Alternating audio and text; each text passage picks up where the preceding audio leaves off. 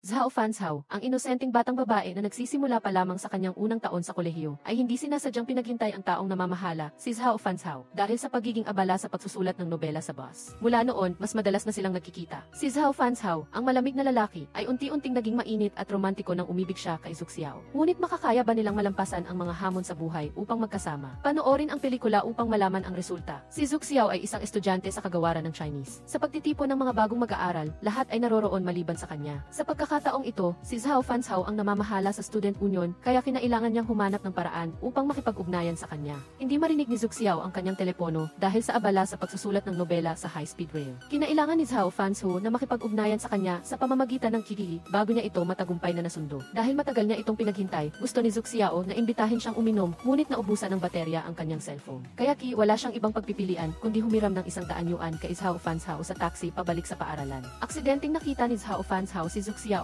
na nagsusulat ng nobela ng forensic science, ngunit sinabing ang mga estudyanteng Sino ay hindi angkop para sa pagsulat ng nobela, na naging sanhi upang makadama si Zuxiao ng bahagyang pagkadismaya at isipin na masyado siyang malamig. Sinundan ni teacher Asi ang kotse ng mga magulang ni Zuxiao papunta sa eskwelahan niya. Pagdating nila sa eskwelahan, pumunta sila kaagad sa dormitoryo ni Zuxiao, ngunit hindi pa siya nakarating sa eskwelahan. Mabilis na nahanap ni teacher Asi ang lokasyon ni Zuxiao, at sa pagsubaybay sa gate, sa wakas ay natagpuan niya ito. Pagkatapos ay nagkasama silang pumunta sa rehistrasyon ng departamento ng Chinese. Pagkatapos sunduin ni Zhao Fanzhao ang mga bagong mag-aaral, nagtungo siya upang makipagkita kay Professor Hugh na pinuri ang balangkas ng kanyang ulat bilang napakahusay, ngunit kailangan pa ring bigyang pansin ang ilang mahahalagang punto. Sa sandaling ito, nakatanggap si Zhao Fanzhao ng tawag para humingi ng tulong mula sa Student Union. Inutusan siya ni Professor Hugh na magmadaling pumunta upang tumulong. Sa daan, nakita niya si Zuxiao, at dahil ang kanyang buhok ay nasabit sa isang puno, kinailangan niyang tulungan itong tanggalin. Maya-maya, dumating si Zuxiao sa registration room, at nalaman niya na si Zhao Fanzhao, ang lalaking tumulong sa kanya, ay isang mag-aaral sa Forensic Science Department. Pagkatapos, naisip niya na nakasakit siya ng damdamin ni Zhao Fanzhao kanina, kaya mabilis siyang lumipat sa katabing pila para magparehistro at nagpatuloy sa pagbabasa ng nobela. Sa sandaling ito, dumating din si Tao Ling, ang kanyang kaibigan, upang magparehistro at kaagad siyang hinila ni Zuxiao sa parehong pila. Nang si Zuxiao na ang turn, dahil sa sobrang emosyonal ng nobela, napaiyak siya na nakakuha ng atensyon ni Zhao Fanzhao. Nagtataka rin si Jia Ichon na nakaupo sa tabi niya tungkol sa relasyon nilang dalawa. Sa dormitoryo, tinulungan ng mga magulang ni Zuxiao na ayusin ang kanyang silid at aksidenteng nabasa ang pastel painting sa mesa ni Chulu. Pagbalik ni Chulu sa silid at nakita ang nabasa na painting, hindi siya nagsalita at umalis na lang. Pagkatapos ihatid ni Zuxiao ang kanyang mga magulang, pumunta siya sa convenience store kasama ang kanyang mga kasama sa silid. Sa sandaling ito, isang lalaki ang lumapit at nagpahayag ng pagnanais na makipagpalitan ng WeChat kay Zuxiao. Dahil ayaw niyang makipagkaibigan, sinadya niyang magkunwari na hapon na nagpahiya sa lalaki at umalis. Nasaksihan ni Zhao Fanzhao na nakatayo malapit ang tagpong ito at natagpuan siyang napaka-interesante. Maya-maya, masayang nag-usap sina Zuxiao, Tao Ling at Vivian sa cafeteria ng paaralan tungkol sa nobela ni Zuxiao na naipost online. Inakala ni Tao Ling na mataas ang kita ni Zuxiao mula sa kanyang online novel, ngunit hindi niya alam na kumita lang si Zuxiao ng 82 yuan sa loob ng 2 buwan. Nang gabing iyon, dahil sa pagiging mausisa, pumasok si Zuxiao sa laboratorio, at pagkapasok niya, napansin niya na may papalapit, kaya mabilis siyang nagtago sa ilalim ng lamesa. Lumabas na si Zhao Fanzhao pala iyon, nakilala rin niya si Zuxiao, kaya tinawag niya itong lumabas at tumangging hayaan si Zuxiao na sumunod sa kanya. Ngayong gabi ang kanilang unang gabi sa dormitoryo, kaya hindi nila maiwasan ang homesickness, kaya magkasama silang humiga at nagbahaginan ng saloobin at pagkatapos ay umiyak ng malakas dahil hindi pa sila sanay sa kapaligiran. Nagsimula na ang military training para sa first year, at si Zhao Fanzhao ay tumulong bilang isang tagapayo upang pangasiwaan ang military training ng mga first year. Nagsimula ang training sa pagtakbo ng ilang lap sa field na naging sanhi upang bumagsak sina Tao Ling at Zuxiao. Upang makataka sa matinding training, nagkunwari si Tao Ling na may sakit at gusto ring make-upan si Zuxiao na maging katulad niya. Sa training ground, nakita ng tagapayo ang pagod na hitsura ng dalawa, ngunit nagkunwari na walang nakita. Pagkatapos, nagkunwari silang sumasakit ang tiyan, ngunit nahuli sila ng tagapayo, kaya pinarusahan niya sila ng 30 push-up at ipinaubaya kay Zhao Fanzhao ang pangangasiwa. Nagpumilit si Tao Ling kay Zhao Fanzhao na bawasan ang kanyang parusa, ngunit tumanggi si Zhao Fanzhao. Nakita ni Kaiyasi ang dalawang pinaparusahan at nagmadaling tumakbo upang tulungan. Siyempre, hindi pinansin ni Zhao Fanzhao. Sinabi pa niya na walang silbi ang gagawin niya, na ikinagalit ni Kaiyasi. Natatakot si Zuxiao na magkaroon pa ng salungatan, kaya hinikayat niya si Tao Ling na tapusin ang mga push-up ng magkasama. Ang optimistikong at masayang hitsura ni Zuxiao ay nagparamdam kay Zhao Fanzhao ng kaunting kilig. Pagkatapos ay dumating ang oras para sa inspeksyon sa loob ng bahay, at ginamit ni Zhu Xiao ang hairspray upang ispray sa mga paa ni Chulu upang maging perpekto ang hugis ng mga ito. At nagmamadaling itinapon ang kanyang hair straightener sa bintana upang hindi ito matuklasan ng inspection team. Pagkatapos ng inspeksyon, iniulat ni Jia Yichun sa kanyang nakatataas na may ipinagbabawal na item sa silid ni Zhu Xiao at hiniling niya kay Zhao Fansu na maging saksi. Ngunit sinabi ni Zhao Fansu na wala siyang nakita, kaya matagumpay na nakatakas si Zhu Xiao sa pagkakasalang ito. Pagbalik ni Chulu sa silid, nalaman niya na may nakahawak sa kanyang desk at mga paa, kaya siya ay nabalisa. Sa makatuwid, sa sandaling ito, kinailangan ni Zhu Xiao na tumakbo pababa sa damuhan upang hanapin ang hair straightener, ngunit hindi niya ito mahanap. Nakapulot lamang siya ng binokular, kaya nagtataka siyang tiningnan ito. Bigla, dumating si Zhao Fanshao at kinailangan ni Zhu Xiao na magsinungaling na naglalakad-lakad lang siya dito, ngunit ang kilos na ito ay nakita ng security aunt. Natakot si Zhu Xiao at isiniksik ang binokular sa kamay ni Zhao Fanshao, at pagkatapos ay balak ng security aunt na dalhin si Zhao Fanshao sa security room. Nakadama din si Zhu Xiao ng pagkakasala sa sandaling ito, kaya siya ay lumabas upang magpaliwanag at sa huli ang kanilang parusa ay linisin ang lahat ng mga bagay na itinapon sa damuhan bago sila makauwi. Nang bumalik ang dalawa sa pinangyarihan, tumingin si Zhu Xiao sa paligid at nakita ang hair straightener na itinapon niya na nakasabit sa puno. Gusto niya itong kunin, ngunit hindi niya maabot. Kaya tinulungan siya ni Zhao Fansu na kunin ito at aksidenteng nakita rin ni Zhu Xiao ang napakahabang peklat sa kanyang braso. Kinabukasan, ang nilalaman ng military training ay physical training at mountaineering. Hiniling ng opisyal kay Zhao Fansu na sabihin sa lahat ang kanyang nakaraang performance, ngunit sinabi ni Zhao Fansu na hindi niya matandaan. Iminungkahi ni Zhu Xiao na gawin niya itong muli upang malaman kaagad, kaya hinayaan ng tagapayo si Zhao Fansu na umakyat sa harap ng lahat at ang kanyang perpekto at gwapong galaw ay lubos na ikinagulat ng lahat. Sa oras ng tanghalian, inanyayahan ni Jia Yichun si Zhao Fansu na umuwi kasama niya sa National Day holiday, ngunit tumanggi siya at umalis. Mayroong hindi kaaya-ayang naramdaman si Chulu habang nagte-training, kaya pagbalik niya sa dormitoryo, nagpakita siya ng pagkainis kina Zhu Xiao at sa dalawa pa niyang kaibigan. Naramdaman ni Zhu Xiao na hindi maganda ang kondisyon ni Chulu, kaya dinala niya ito sa school clinic. Pagkagising, medyo nahiya siya, ngunit pagkatapos ng insidente, tila bumuti ang pagkakaibigan ng apat na babae. Ang frog jump training kinabukasan ay nagdulot ng sakit sa mga binti ni Vivian, Tao Ling at Zhu Xiao, kaya nahirapan silang maglakad at ang hitsura ng tatlo ay nakakaawa. Sinadya ni Kaiyasi na ihulog ang sombrero ni Zhu Xiao sa lupa na nagdulot sa kanya upang magdusa sa matinding sakit ng kanyang mga binti, at sa kahirapan ay kinuha ang sombrero at nagkataong nakita si Zhao Fanshao. Dinampot niya ang sombrero at isinuot ito sa kanya at mumiti pa siya sa kanya na nagpatakot sa kanya ng kaunti. Sa huling araw ng military training, aksidenteng natumba si Zhu Xiao habang ginagawa ang isang gawain at nag-alala si Zhao Fansu na tumakbo upang tulungan siyang suriin ang kanyang pinsala. Dahil hindi gusto ni Jia Yichun si Zhu Xiao, nang makuha niya ang walkie-talkie nito, sinadya niyang sirain ito sa harap ni Kaiyasi. Sa military training speech conference, biglang naputol ang talumpati ni Jia Yichun. Nang may sumulat ng ilang malalaking salita sa screen na nagpapakita ng kanyang talumpati, labis itong ikinabigla ng lahat. Nakita ni Zhu Xiao si Kaiyasi na kalmado at kampante na parang alam na niya na mangyayari ito at hinulaan niya na siya ang gumawa nito. Pagkatapos ng eksperimento, pinayuhan ni Professor Hu si Zhao Fansu na bigyang pansin ang iba't ibang detalye ng eksperimento at isabuhay ang kanyang mga natutunan. Sa sandaling ito, dumating si Chen Yu upang paalalahanan si Zhao Fansu na imbestigahan ang tungkol sa hacker sa nakaraang military training speech conference. Sinabi ni Zhao Fanshao sa kanya na sinusubaybayan pa rin niya ang network key upang mahanap ang taong nasa likod nito. Sa Southern University, nagre-recruit ng mga bagong miyembro ang mga pangunahing club. Interesado si Zhu Xiao sa literature club at nagdesisyon na sumali rito. Nagtatanong din si Zhao Fanshao sa taong namamahala sa programming club tungkol sa pagsubaybay sa hacker. Ngunit wala pa ring naimbestigahan hanggang ngayon. Nagpahayag si Zhu Xiao ng pagnanais na sumali sa literature club, ngunit tinanggihan ng basahin ng club leader ang kanyang mga kwento online at nalaman na napakakaiba nito. Nagkataon na nakita ni Zhao Fanshao si Zhu Xiao na nagparehistro para sumali, kaya lihim niya itong sinundan mula sa malayo. Kaya walang duda, nagkaroon talaga ng matinding damdamin si Zhao Fansu para kay Zhu Xiao. Si Xi Yixing, ang baguhang manlalaro ng badminton, ay nagtatago sa damuhan at nakikinig sa bulong-bulungan ng mga babaeng tagahanga na naghahanap sa kanya. Maya-maya, nakita niya si Chulu na nagpupunit ng kanyang poster sa bulletin board ng paaralan. Inakala niya na si Chulu ay isang tagahanga niya, kaya nilagdaan niya ang kanyang pangalan sa damit nito at pinagsabihan siyang huwag punitin ang kanyang larawan. Ang ginawa niya ay nagpagalit kay Chulu. Kumuha rin siya ng panulat at nilagdaan ang kanyang pangalan sa damit ng lalaki bilang paghihiganti at pagkatapos ay umalis.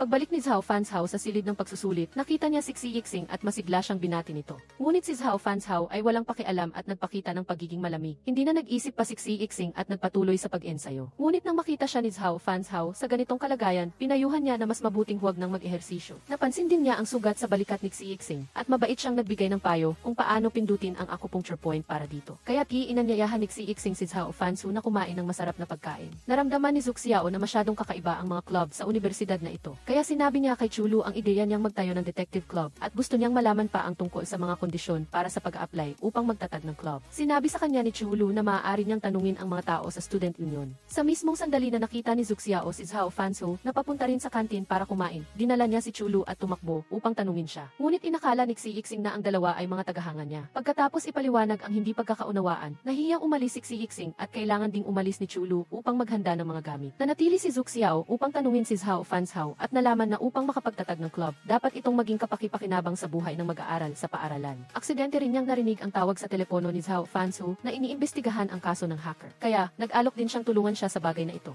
Ngunit bago iyon, kinailangan ni Zuxiao na pumunta kay Kaiyasi upang kumpirmahin kung siya ang gumawa nito. Si Zuxiao ay nagpumilit na magtanong ngunit patuloy siyang tumanggi. Kaya sa wakas ay napanatag siya at sinimulan ang plano ng investigasyon upang makapagtatag ng detective club. Dumaan si Chulu sa mga bagong club at biglang nakita si Chen Yu. Tinulungan niya itong kunin ang mga gamit na nahulog, kaya sinamantala niya ang pagkakataong ito upang i-recruit siya sa kanyang club. Maya-maya, bumalik si Chen Yu sa dormitoryo na nagrereklamo tungkol sa kanyang hindi gaanong epektibong pagtatangka na akitin ang mga mag-aaral na sumali sa club at nagkataong naroon din si Xi Yixing. Agad na nakilala ni Chen Yu si Xi Yixing at sinabi na siya ay tagahanga niya at masayang nakipagkamay at bumati. Pagkatapos ng klase, sinabi ni Zuxiao kay Zhao Fansu ang kanyang iniisip. Sa sandaling ito, iminungkahi ni Zhao Fansu na mag-post ng hamon sa hacker upang maaring lumabas ito. Pagkatapos ng paghahamon, sumagot ang hacker ng isang 16 na salitang sulat kamay na tula. Agad na naunawaan ni Zuxiao na si Kaiyasi talaga ang gumawa nito. Gusto rin ni Zhao Fansu na sundan ang bakas na ito upang mahanap ang taong nasa likod nito. Alam ni Zuxiao na hindi niya itatago kay Zhao Fansu, kaya isinalaysay niya ang lahat at gusto rin niyang protektahan si Kaiyasi, kaya humingi siya ng tawad kay Jaya Ichun. Tinanong ni Zuxiao si Kaiyasi kung bakit hindi niya inamin sa kanya na nagdulot upang magsinungaling siya sa lahat. Pagkatapos ay hiniling niya kay Kaiyasi na imbitahan siyang kumain ng masarap na pagkain. Habang kumakain sila, tinawagan si Zuxiao ng Academic Affairs Office. Naramdaman ni Kaiyasi na hindi maganda ang sitwasyon, kaya mabilis siyang sumunod sa opisina upang sabihin sa guro ang buong katotohanan. Kasabay nito, dumating din si Zhao Fansu na may dalang resulta ng pagkakakilanlan ng sulat kamay na nagpapatunay na hindi si Zuxiao ang hacker tulad ng sinabi ni Jaya Ichun. Sa sandaling ito, luminaw ang lahat. Nang makita ni Jaya Ichun na hindi si Zuxiao ang gumawa, nagkunwari siyang nagsisisi at humingi ng tawad sa kanya. Kinagabihan, sa labas ng dormitoryo ng mga babae, may isang lalaking mag-aaral na naghahanda na umamin ng pag-ibig sa isang kaeskwela na nagngangalang Sasha. Maraming babaeng mag-aaral ang lumabas upang manood, ngunit mabilis na nawala ang romantikong tagpo dahil sa isang balde ng malamig na tubig na ibinuhos ng babae. Sa kalagitnaan ng gabi sa silid ni Zuxiao, nag-usap at nagbulungan ang lahat tungkol sa pag-ibig. Naramdaman ni Taoling na may gusto si Kaiyasi kay Zuxiao, ngunit agad siyang sumagot na magkaibigan lang sila at hindi maaaring magkaroon ng pag-ibig sa pagitan nila. At nagulat sila nang malaman na hindi pa nagmamahal si Chulu, sapagkat inakala ng lahat na sa ganoong kagandahan, tiyak na marami ang nanliligaw sa kanya. Mula nang maparusahan siya sa universidad, pinutol ng mga magulang ni Kaiyasi ang kalahati ng kanyang buwanang allowance. Kaya kailangan niyang umasa kay Zuxiao para sa pagbabayad ng mga bayarin sa paaralan. Dahil gusto niyang mabilis na maitatag ang club, nagpadala si Zuxiao ng email sa student union, ngunit wala pa ring natatanggap na tugon. Kaya, nagpasya siyang pumunta sa student union upang magtanong. Sa kabilang banda, katatapos lang ni Zhao Fansu na interviewin ang mga bagong miyembro para sa student union at nagkataong nakita niya si Zuxiao na dumarating. Pagkakita kay Zhao Fansu, tinanong siya ni Zuxiao tungkol sa pagtatatag ng kanyang club. Ipinaliwanag niya kay Zuxiao na kailangan ng 5 tao para makapagtatag ng club.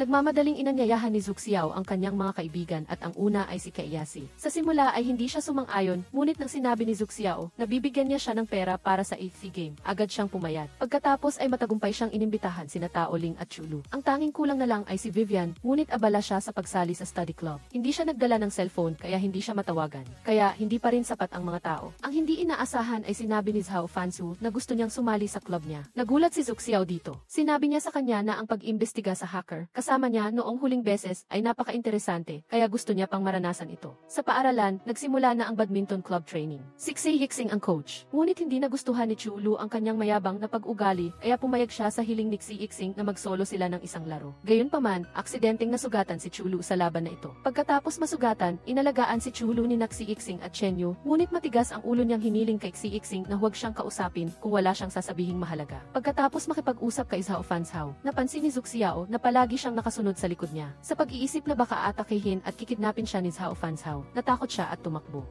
Sa katunayan, pagkatapos matanggap ni Zhao Fanzhao ang tawag sa telepono mula sa kanyang ina, nakita niya na malayo na ang tinakbo ni Zhu Xiao, kaya nagtungo na lamang siya sa aklatan. Nagkataon siyang nakita si Zhu Xiao, ngunit inakala nito na gusto niyang pabagsakin siya bilang pinuno ng detective club. Matapos magpaliwanag ng malinaw si Zhao Fanzhao, nagsimulang makipagtalo si Zhu Xiao tungkol sa mga mahirap maunawaan na bagay sa kanyang mundo ng detective. Naisip niya na ang mga aklat na may bahagyang magkakaugnay na pamagat ay dapat ilagay sa iisang lugar. Ngunit hiniling ni Zhao Fanzhao na ibalik niya ang mga aklat sa tamang lugar upang mas madaling mahanap ng ibang mga mag-aaral ang mga aklat. Sa badminton training room, may ilang babae na nagsasalita ng masama tungkol kay Chulu. Iniisip na sinasadya niyang matumba upang makuha ang atensyon ni Chen Yu. Dumaan si Chen Yu sa sandaling ito at narinig at agad siyang lumapit at sinabing ang club ay isang lugar para magsaya at makipagkaibigan ng malusog at hindi dapat magsalita ng masama sa likod ng ibang tao at pagkatapos ay umalis. Ang ganitong kabaitan ni Chen Yu ay nagbigay kay Chulu ng mas magandang impresyon sa kanya. Pagsapit ng gabi, umuwi si Zhu Xiao sa dormitoryo at hiniling sa kanya ng tagapamahala ng tiyahin na dalhin ang isang bag ng mga bagay kay Chulu. Nang ibigay niya kay Chulu, nakita niya na may sanitary napkin sa loob at naisip ng buong silid na ang taong ito ay maaaring isang pervert. Sa kabilang banda, pagkatapos bumalik ni Zhao Fanzhao mula sa aklatan patungo sa dormitoryo, naisip niya ang hitsura ni Zhu Xiao habang natutulog sa aklatan at bahagyang nawalan ng focus. Kinabukasan sa klase ng kasaysayan, patuloy na nagte-text si Yasi kay Zhu Xiao, nagtatanong kung kailan siya dadalhin para maglaro ng easy. Ngunit naramdaman ni Taoling na may gusto si Yasi kay Zhu Xiao. Nang makarating sila sa ECC Gameplays, naglaro sila ng horror game ng magkasama. Isang sandali lang, inosente pa siyang naniniwala na poprotektahan siya ni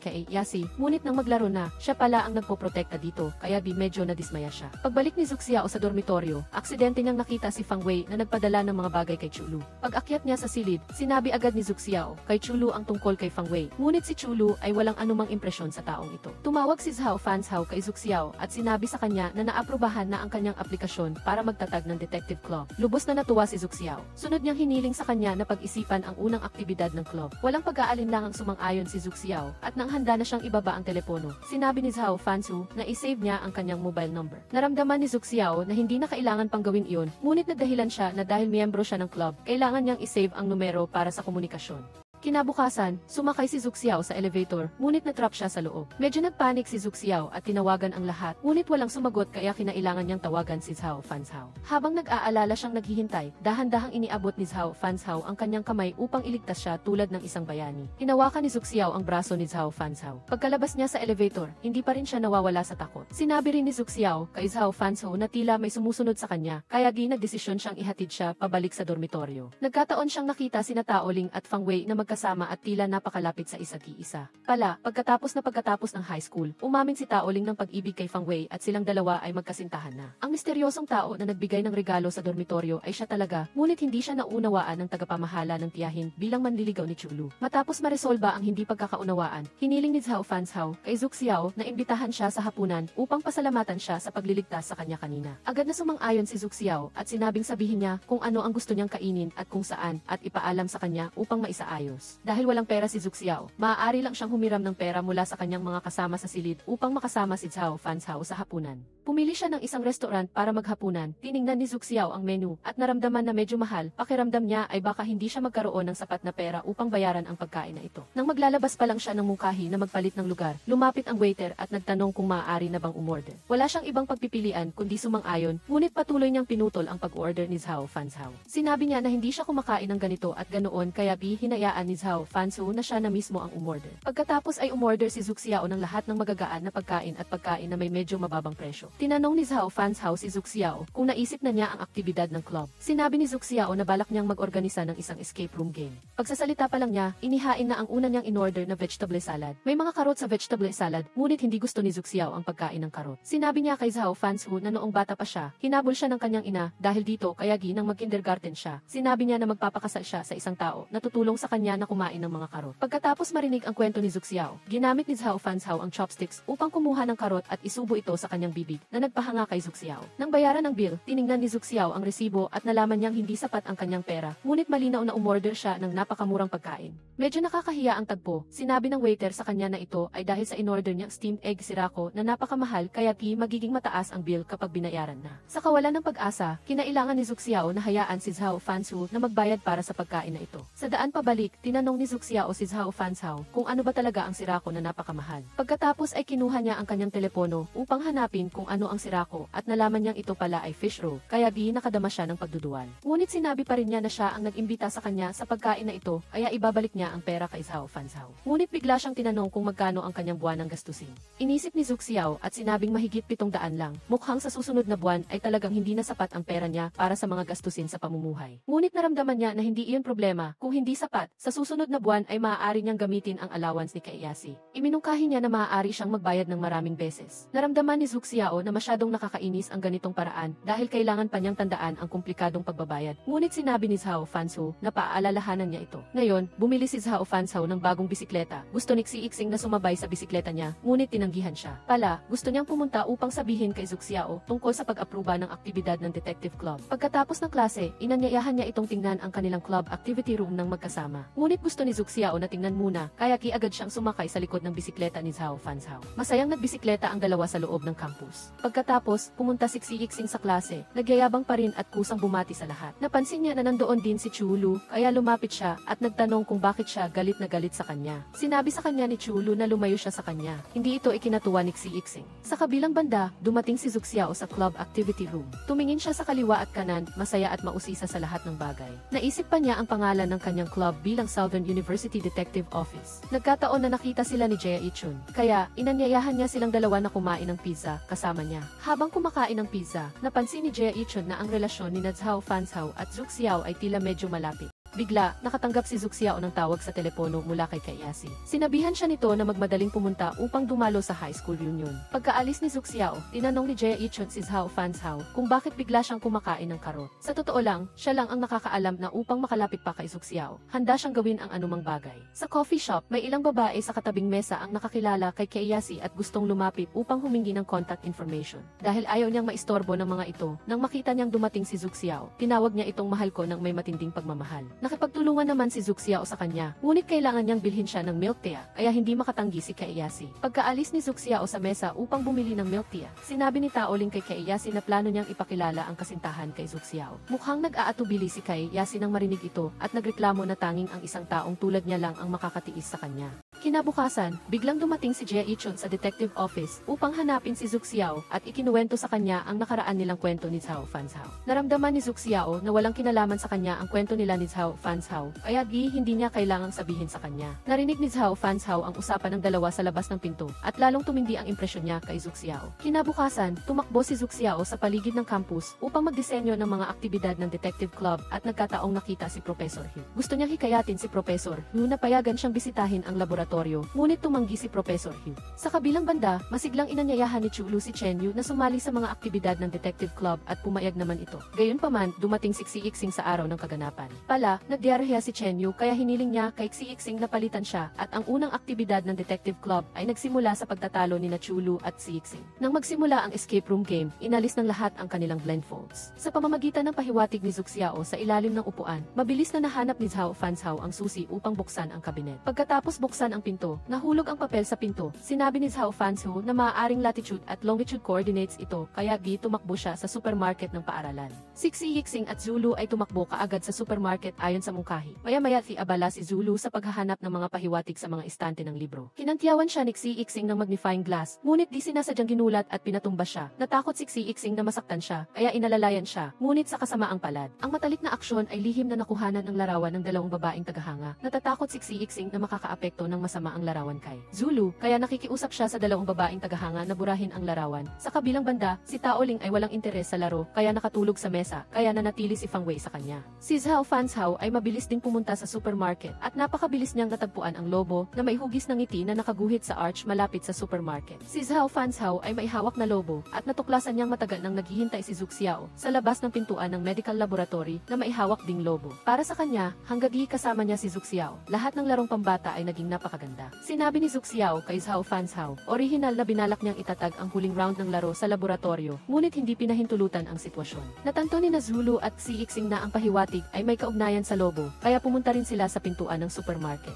Naramdaman ni Xiexing na malinaw ang sagot sa lobo, kaya hinila niya ito pababa at pagkatapos ay mabilis silang umalis sa pinangyarihan. Para matugunan ang pagiging mausisa ni Zhu Xiao tungkol sa laboratorio ng Forensic Department, lihim siyang dinala ni Zhao Fanzhao upang tuklasin ang mga bagong bagay sa laboratorio. Mausisa si Zhu Xiao sa lahat ng bagay, sinabi ni Zhao Fanzhao sa kanya, ang pang-araw-araw na trabaho ng isang forensic doctor ay injury identification at hindi lang paghawak sa mga bangkay tulad ng inaakala ng lahat. Nagpalit din si Zhu Xiao ng puting coat at masayang nagpakuha ng litrato kasama si Zhao Fanzhao. Ngunit biglang dumating ang security patrol team, kaya nagmamadaling umilag ang dalawa sa sulok ng dingding.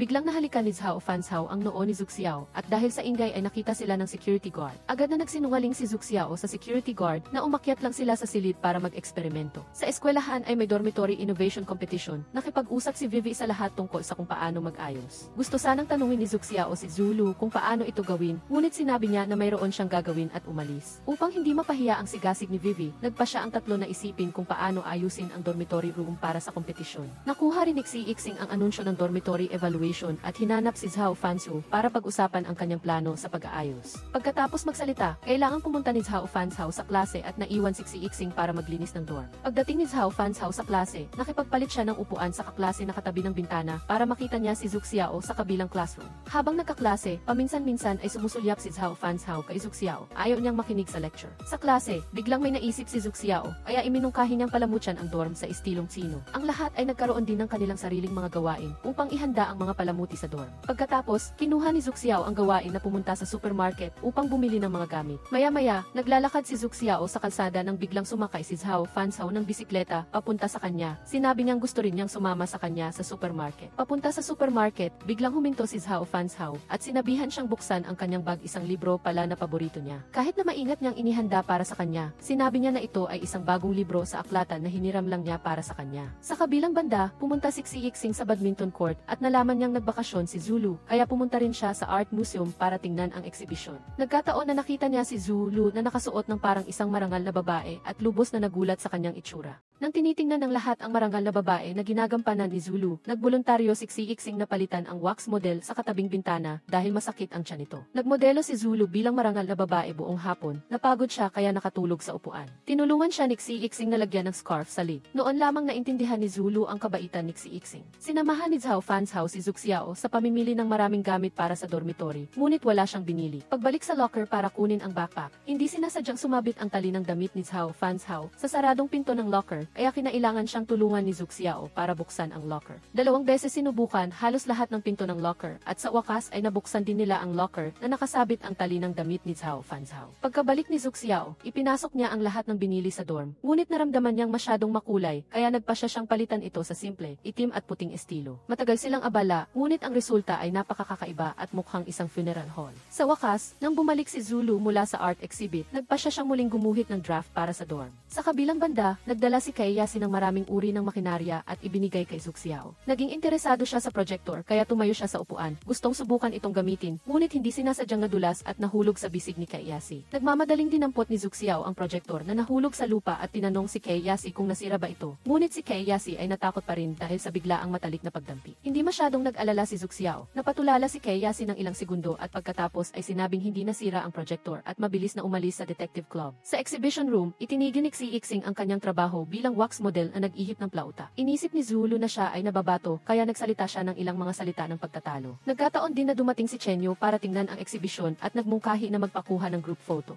Madaling pumayag si Zulu. Ngunit si Xiexing ay naiinis kaya sinasadya niyang sirain ang group photo. Pagkatapos, naisimbitahan ni Zulu si Chenyu na maghapunan. Sinabi rin ni Xiexing na sasama siya. Kaya sinabi ni Chenyu na ililibre niya ang dalawa, ngunit ayaw ni Zulu na sumama si Xiexing. Kaya nagdahilan siyang abala pa rin siya sa pagpapalamuti ng dorm at makikipagkita kay Chenyu sa ibang araw. Naramdaman ni Xiexing na mukhang masaya ang mga mata ni Zulu kapag tinitingnan si Chenyu. Ito ay lubos na ikinadismaya ni Xiexing. Nag-ensayo sina Zhao Fanzhao at Professor Hu sa laboratorio. Inutusan siya ni Professor Hu na sumali sa mas maraming aktibidad sa kanyang libreng oras. at hindi dapat magpakababa sa laboratorio kasama ang isang matandang lalaki sa buong araw. Maya-maya, pinuntahan ni Zuk Xiao si Professor Hu para humiram ng bungo para palamusan ang dorm, ngunit ayaw siyang pahiramin ni Professor Hu dahil masama ang pagkakasulat ni Zuk Xiao tungkol sa forensics sa kanyang nobela. Nagbigay ng senya si Zhao Fanshao sa kanya para magdagdag ng ilang salita kay Professor Hu. Sa huli, kinailangan niyang pahiramin siya ng mga gamit sa pagtuturo. Bukod pa rito, ipinadala rin ni Zuk Xiao ang kanyang lihim na forensics reverse chapter kay Professor Hu. Pagkatapos basahin, sinabi ni Professor Hu na siya ang magiging legal consultant para sa kanyang nobela. Pagkatapos ibigay ang mga gamit sa pagtuturo, sinabi ni Professor Hu kay Zhao Fanshao na sundan siya dahil sa takot na masira ang mga gamit sa pagtuturo sa kamay ni Zuk Xiao. Sinundan siya ni Zhao Fanshao sa buong daan at narinig niyang gusto ni Zuk Xiao ng honeydew melon ice cream kaya tinulungan niya itong bilhin. Nakaupo si Zuk Xiao sa bangko na medyo naguguluhan sa kabaitan ni Zhao Fanshao sa kanya. Iniisip na marahil ay gusto ni Zhao Fanshao na bayaran niya siya. Nakaupo ang dalawa sa bangko, tinanong ni Zuk Xiao si Zhao Fanshao kung bakit siya laging lumalabas sa tabi niya kamakailan. Pagkatapos, sinabi ni Zuk Xiao na tiyak na dahil hindi sinasadyang nahalikan ni Zhao Fanshao ang noo niya sa laboratorio noong nakaraan kaya ganito siya nagkaroon ng utang na loob. Sinabi rin niya na hindi siya nag-aalala tungkol doon para gumaan ang pakiramdam niya, ngunit sinabi niya na talagang nag-aalala siya tungkol doon na ikinagulat niya. Pagbalik sa dormitory, sinabi ni Xi Yixing kay Zhao Fanshao na umamin siya ng pag-ibig kay Zulu sa art exhibition, ngunit tinanggihan siya. Hindi niya maintindihan kung bakit minamaliit siya ni Zulu, malinaw na napakabuti niya. Sinabi ni Zhao Fanshao na huwag siyang makipaglaban kung hindi siya sigurado sa tagumpay. Ang pagkabigo sa pag-amin ng pag-ibig ay kadalasang dahil sa taktika. Sa wakas, natapos din ang dormitory evaluation exam. Ang dormitory ni Zuk Xiao ay nanalo sa unang pwesto, ngunit naramdaman ni Xi Yixing na hindi tama sa bagay na ito dahil hindi niya nakuha ang unang pwesto. Kinabukasan, tumawag si Zhao Fanshao kay Zuk Xiao. Sinabi sa kanya na kung gusto niyang ibalik ang pera sa kanya ng maaga, maaari siyang mag-apply para sa part-time job sa aklatan. Kasabay nito, hiniling niya kay Zuk Xiao na pumunta sa forensic laboratory para isauli ang mga gamit sa pagtuturo. Sa training ground, kinukumbinsi ni Chen Yu si Xi Yixing na sumali sa paaralan, ngunit tumanggi siyang sumali. Ito ay muling nagparamdam kay Zulu na si Xi Yixing ay isang mayabang at nakakainip na tao. Sa kabilang banda, sina Kaiyasi at Zhang Lin ay nasa harap ng hall nang makita si Zuk Xiao na may dalang mga gamit sa pagtuturo pabalik sa medical department. Nais ni Zhang Lin na ipakilala sa kanya ni Kaiyasi si Zuk Xiao, ngunit si Kaiyasi ay tumugon ng napakalakas at hinila siya palayo. Sa wakas, napagtanto ni Zhang Lin at pinayuhan si Kaiyasi na umamin na gusto niya si Zuk Xiao, ngunit natatakot si Kaiyasi na mawawala ang pagkakaibigan nila kapag sinabi niya. Naghihintay si Zhao Fanshao kay Zuk Xiao para isauli ang mga gamit sa pagtuturo. Bigla, narinig niya si Professor Hu na nagsasabing ang mga mag-aaral na hindi tinatakpan ang mga forensic specimens ng tela ay mananakot sa ibang mga mag-aaral. Mabilis na tumakbo si Zhao Fanshao pababa at walang tigil siyang tumawag kay Zuk Xiao, ngunit hindi niya dala ang kanyang telepono. Kailangan niyang tumakbo pababa sa unang palapag at habang itinapon ang puting coat para takpan ang specimen, tinakpan din niya ang kanyang mga mata para hindi makita ni Zuk Xiao ang bungo. Maya-maya, nakita ni Professor Hu sina Zhao Fanshao at Zuk Xiao sa laboratorio. Sa mga kilos ni Zhao Fanshao na mukhang gusto si Zuk Xiao, tumulong din siya para magkakilala ang dalawa. Nang maghahanda na si Zuk Xiao na ipadala ang draft ng kanyang nobela kay Zhao Fanshao, dumating si Kaiyasi upang makita si Zuk Xiao. Sinabi niyang may napakahalagang bagay siyang gustong sabihin sa kanya, kaya hinawakan niya ang kamay nito at umalis sa laboratorio. Dinala ni Kaiyasi si Zuk Xiao sa juice shop. Tinanong niya si Zuk Xiao kung narinig na niya ang tungkol sa friendship pa, ngunit hindi sumang-ayon si Zuk Xiao sa ganitong uri ng kasunduan. Inakala niya na ito ay para lamang maghanap ng roomkeeper. Upang humiram ng pera, sa training ground, nag-ayos si Chen Yu ng listahan ng mga miyembro ng badminton training at dumating din si Xi Yixing. Matapos basahin ang listahan, sinabi ni Xi Yixing na sasanayin niya ang mga solong babae at si Zulu ang unang sasailalim. Sa panahon ng pagsasanay, nakita ni Xi Yixing na medyo pagod si Zulu kaya iminungkahi niyang magpahinga muna ito. Ngunit naramdaman ni Zulu na hindi maganda ang kanyang backhand kaya iginiit niya na turuan siya ni Xi Yixing. Matapos hawakan ni Xi Yixing ang kanyang kamay sa pagsasanay, nagkaroon siya ng malaking pag-unlad. Sinabi ni Xi Yixing sa kanya na ang mga kasanayan ay karaniwang mastered na ngunit ang lakas ay kulang. Nang nagpapahinga ang dalawa, sinabi ni Xi Yixing na hindi niya inaasahan na ang isang magandang babae na tulad niya ay magiging masipag. Sinabi rin ni Zulu na hindi niya inaasahan na si Xi Yixing ay magiging profesional. Nagtaka si Zulu kung bakit hindi siya sumali sa inter-school tournament, kaya ikinuwento ni Xi Yixing kay Zulu ang kanyang istorya tungkol kay Li Xiaofeng. Dahil din sa kanya, kaya hindi siya nakapasok sa provincial team noong taong iyon. At ngayon, hindi siya sumasali dahil natatakot siyang maulit ang dating pinsala sa balikat. Nang nasa aklatan si Zhao Fanshao, nagkataong nakita niya si Jie Yichun na dumating sa aklatan para sa interview. Nakikipag-usap siya sa kanya nang nagkataong nakita niya si Zuk Xiao na dumating din upang magtanong tungkol sa lugar ng interview. Nang makita ito, agad niyang tinanong si Zhao Fanzhao kung bakit nag-a-apply din si Zhu Xiao para sa interview. Pagkatapos ng ilang salitaan, sa wakas ay sinabi ni Zhao Fanzhao na gusto niya si Zhu Xiao. Ito ay labis na ikinalungkot ni Jia Yichun, ngunit inaliw ang sarili na hindi siya matatalo at balang araw ay maaalala ni Zhao Fanzhao ang kabaitan niya. Sa klase, nagkukomento ang guro sa Hanfu assignment ng mga estudyante at pinuri si Lu Wei sa napakagandang sulat niya, ngunit nagalit siya sa sulat ni Zhu Xiao dahil sa sobrang ikli kaya inutusan siyang isulat muli. Sa oras ng klase, nakatanggap ng mensahe si Zhu Xiao mula sa aklatan na matagumpay siyang na-interview kaya pagkatapos ng klase, agad siyang tumakbo doon. Si Zhao Fanzhao ay napakamasigasig na dinala si Zhu Xiao upang maging pamilyar sa bawat sulok ng aklatan. Maya-maya, sinabi ni Zhu Xiao na pupunta siya sa stadium para manood ng laro ngayon. Nang marinig ito, sinabi ni Zhao Fanzhao na sasamahan niya siya dahil siya ang dating doktor ng badminton team. Ang inter-school tournament ay nagiging matindi, mahusay na naglaro si Zulu sa women singles, ngunit hindi sinasadyang nasaktan ni Zulu ang kanyang binti habang naglalaro. Binuhat ni Xi Yixing si Zulu sa harap ng lahat at sinabing mananalo siya para sa kanya. Ang resulta ng women's doubles ng Nanfeng University ay natalo kaya napakahalaga ng resulta ng men's doubles. Si Chen Yu ay maglalaro na nang biglang pinalitan ni Xi Yixing si Chen Yu at pumasok sa court para maglaro. Sa huli, nanalo rin si Xi Yixing sa inter-school competition na ito. Pagkatapos ng laro, pumunta si Xi Yixing sa changing room para magpahinga, pumasok din si Zulu para isauli ang jacket at tanungin siya. Sa court, nakita ni Zhao Fanzhao na nasasaktan si Li Xiaofeng kaya gusto niya itong tulungan. Nang hawakan niya ang braso, alam ni Zhao Fanzhao na dislocated ang kanyang balikat kaya mabait siyang tinulungan na ituwid ang buto. Ngunit narinig ni Li Xiaofeng na si Zhao Fanzhao ay isang forensic doctor kaya hiniling niyang huwag hawakan ang kanyang kamay. Si Zhu Xiao na nakatayo malapit ay tumakbo upang ipagtanggol si Zhao Fanzhao.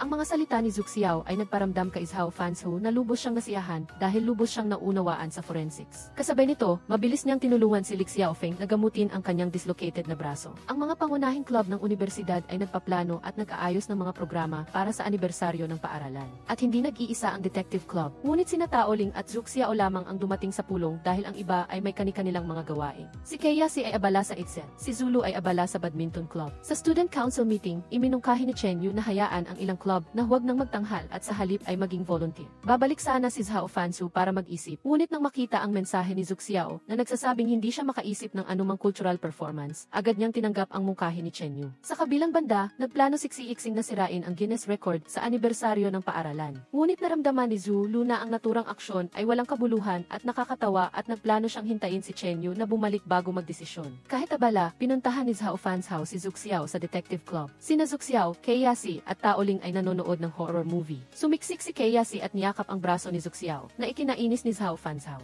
Kaya sinabi niya kay Zhu Xiao na overtime ang aklatan ngayon, umuwi silang maaga para sabay silang pumunta sa aklatan. Nang makita ito, pinaalalahanan ni Tao Ling si Keyasi na kumilos habang maaari pa, huwag maghintay hanggang mawala at magsisi. Sa aklatan, si Zhu Xiao ay nakatingin kay Zhao Fanzhao na seryosong inaayos ang bawat pahina ng libro. Maya-maya, gusto niyang ibalik ang libro sa unang palapag ng aklatan, ngunit sinabi ni Zhao Fanzhao na hindi siya basta-bastang makakapasok sa silid na iyon. Dahil gusto niyang pumasok, iminungkahi ni Zhu Xiao na gamitin ni Zhao Fanzhao ang otoridad niya bilang kawani ng aklatan upang makapasok sa silid ng mahalagang literatura. Ngunit si Zhao Fanzhao ay nanatili sa kanyang paninindigan. Biglang dumating si Guru Huang. Sinabi niyang may emergency meeting kaya inutusan niya sina Zhao Fanzhao at Zhu Xiao na sabay na pumasok sa silid ng mahalagang literatura upang tumulong sa pag-scan ng barcode para humiram ng mga materyales para sa lahat. Kinailangan ni Zhao Fanzhao na palitan ang ink cartridge dahil naubusan ng tinta ang printer at hindi sinasadyang nadumihan ang kanyang daliri. Agad na kinuha ni Zhu Xiao ang basang tissue at tinulungan siyang linisin ito na naging dahilan upang tingnan siya ni Zhao Fanzhao ng matamis. Sa oras na ito, naubusan ng baterya ang cellphone ni Zhu Xiao. Inaayos pa rin ang dalawa ang printed draft, ngunit dahil lampas na sa oras ng pagsasara, kaya nakulong sila sa aklatan. Nagbiro si Zhu Xiao. Noong bata pa siya, pinangarap niyang makulong sa aklatan, museo, supermarket at iba pang lugar. Ngunit hindi niya akalain na ang pangarap niya ay magiging totoo ngayon.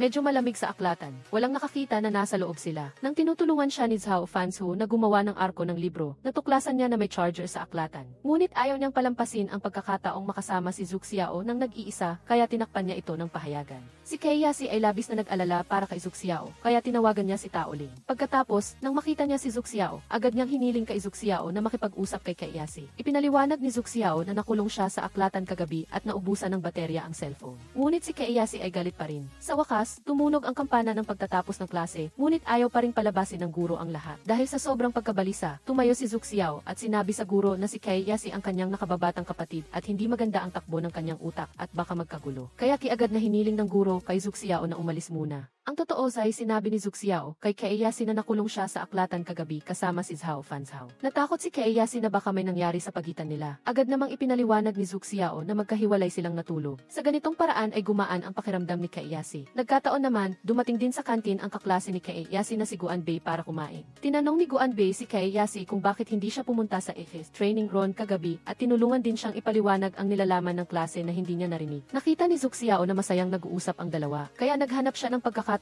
na sabihing magvo-volunteer siya at umalis muna. Pagdating niya sa student office, inayos ni Jia Yichun ang mga gawain ng mga volunteer. Pinili ni Zuxiao ang cargo transportation. Kinailangan ni Zuxiao na mag-isa at paulit-ulit na maglipat ng maraming kahon ng tubig na labis na nagpasakit sa kanyang mga binti. Pagkatapos ng trabaho, nakita niyang muli si Zhao Fanzhao. Narinig niyang sinabi niya na nakansela ang opening program ng anibersaryo ng paaralan dahil biglang may ginawa ang guest speaker. Kaya nagkusang loob siyang tulungan si Zhao Fanzhao na makaisip ng ibang programa na ipalit. Sa sandaling ito, hiniling ng estudyanteng may responsibilidad sa ilaw kay Zhao Fanzhao na subukan ang epekto ng ilaw sa entablado. Isang sinag ng ilaw ang tumama sa kanyang katawan na labis na kaakit-akit. Si Zhao Fanzhao ay humakbang patungo kay Zuxiao. Nagkatinginan ang dalawa, tila huminto ang oras. Sa sandaling ito, dumating si Kaeyashi at pinutol ang kanilang emosyon. Nagmamadali ring naghanap si Zuxiao ng dahilan para umalis muna. Nangako si Zuxiao kay Zhao Fanzhao na tutulungan niya itong makaisip ng bagong programa. Ngunit limitado ang kanyang talento. Hindi siya makahanap ng angkop na tao. Kaya, maaari lamang siyang humingi ng tulong kay Lu Wei. Hindi inaasahan ng lahat na si Lu Wei na palaging tahimik at introvert ay mahilig sumayaw na ikinagulat ng lahat. Ipinadala ni Zuxiao ang sayaw ni Lu Wei kay Zhao Fanzhao bilang kapalit na programa. Nagpasya si Zhao Fanzhao na gamitin ang pagtatanghal na ito bilang programa para sa seremonya ng pagbubukas. Sina Zuxiao at ang apat na iba pa ay nagsimulang magsanay ng sayaw ng husto. Nakalimutan pa nilang kumain. Dumating na ang opening ceremony performance. Ang apat na babae ay punong-puno ng sigla sa entablado. Natuklasan ni Zhao Fanzhao na ang mga binti ni Zuxiao ay may maraming pasa dahil sa pagsasanay sa sayaw. Kaya, umalis siya muna upang bumili ng gamot para sa kanya. Pagkatapos ng performance, nagtalumpati si Kaeyashi sa entablado. Naglakas loob siyang umamin ng pag-ibig kay Zuxiao sa harap ng publiko. Inakala ni Taoling at ng iba pa na hindi na single si Zuxiao. Ngunit sino ang nakakaalam na hindi pumayag si Zuxiao na makipag-date kay Kaeyashi? Sinabi ni Zuxiao sa kanila na umamin si Kaeyashi ng pag-ibig sa kanya sa publiko para iwasan ang ibang mga babae. Ngunit hindi niya alam na taos puso ang pag-amin ni Kaeyashi sa pagkakataong ito. Dahil tinanggihan ni Zuxiao ang pag-amin ni Kaeyashi, labis na natuwa si Zhao Fanzhao. Ngunit nagkunwari siyang walang pakialam sa harap niya. Walang karanasan si Zhao Fanzhao sa pag-ibig. Kaya, pumili siya ng libro tungkol sa love psychology sa aklatan para pag-aralan. Nais din niyang maunawaan ang mga libangan ni Zuxiao. Sa klase, isang baliw na lalaki ang walang tigil na nanliligaw kay Zulu. Agad na tumakbo si Xiixing para buong tapang na iligtas ang dilag. Pagkatapos ng klase, patuloy pa rin siyang hinahabol ng lalaki. Ngunit tumanggi siya kaya nagalit ito. Nang nahulog siya sa basurahan, kinuha nito ang telepono para kumuha ng larawan. Sa sandaling ito, dumating si Xiixing. Agad siyang tumulong at binantaan ang stalker na huwag nang lalapit sa kanya. Nang makarating siya sa pintuan ng dormitory, nagpasalamat si Zulu kay Xiixing sa pagtulong sa kanyang makaalis. Ngunit umakyat si Xiixing sa poste at gusto niyang gumawa ng ilang praktikal na aksyon si Zulu upang ipahayag ang kanyang pasasalamat. Pagkatapos, nagpasya si Zulu na imbitahan siyang maghapunan. Sa aklatan, narinig ni Zuxiao at Zhao Fanzhao ang isang babae na nakikipagtalo sa kanyang boyfriend sa aklatan tungkol sa kung paano magbuntis o kung ano paman. Pagkatapos ay lumapit siya para aliwin ang babae, ngunit nagkamali lang pala ang lahat. Ang babae ay nagsasalita lamang tungkol sa kanyang pusa. Nawawala ang kanyang buntis na pusa, kaya nagpa siya sina Zuxiao at Zhao Fanzhao na tulungan siyang hanapin ito. Pagkatapos ng isang araw na paghahanap, wala silang nakita. Nagkataon na napunta sila sa isang inabandonang bahay sa paaralan. Naramdaman ni Zuxiao na baka nandoon ang pusa, kaya pumasok silang dalawa. Pagkapasok pa lang sa bahay, medyo natakot si Zuxiao, kaya iminungkahi niyang bumalik na lang kinabukasan para maghanap. Ngunit nagsinungaling si Zhao Fanzhao kay Zuxiao na ang mga mata ng pusa ay kumikinang sa gabi at mas madaling hanapin.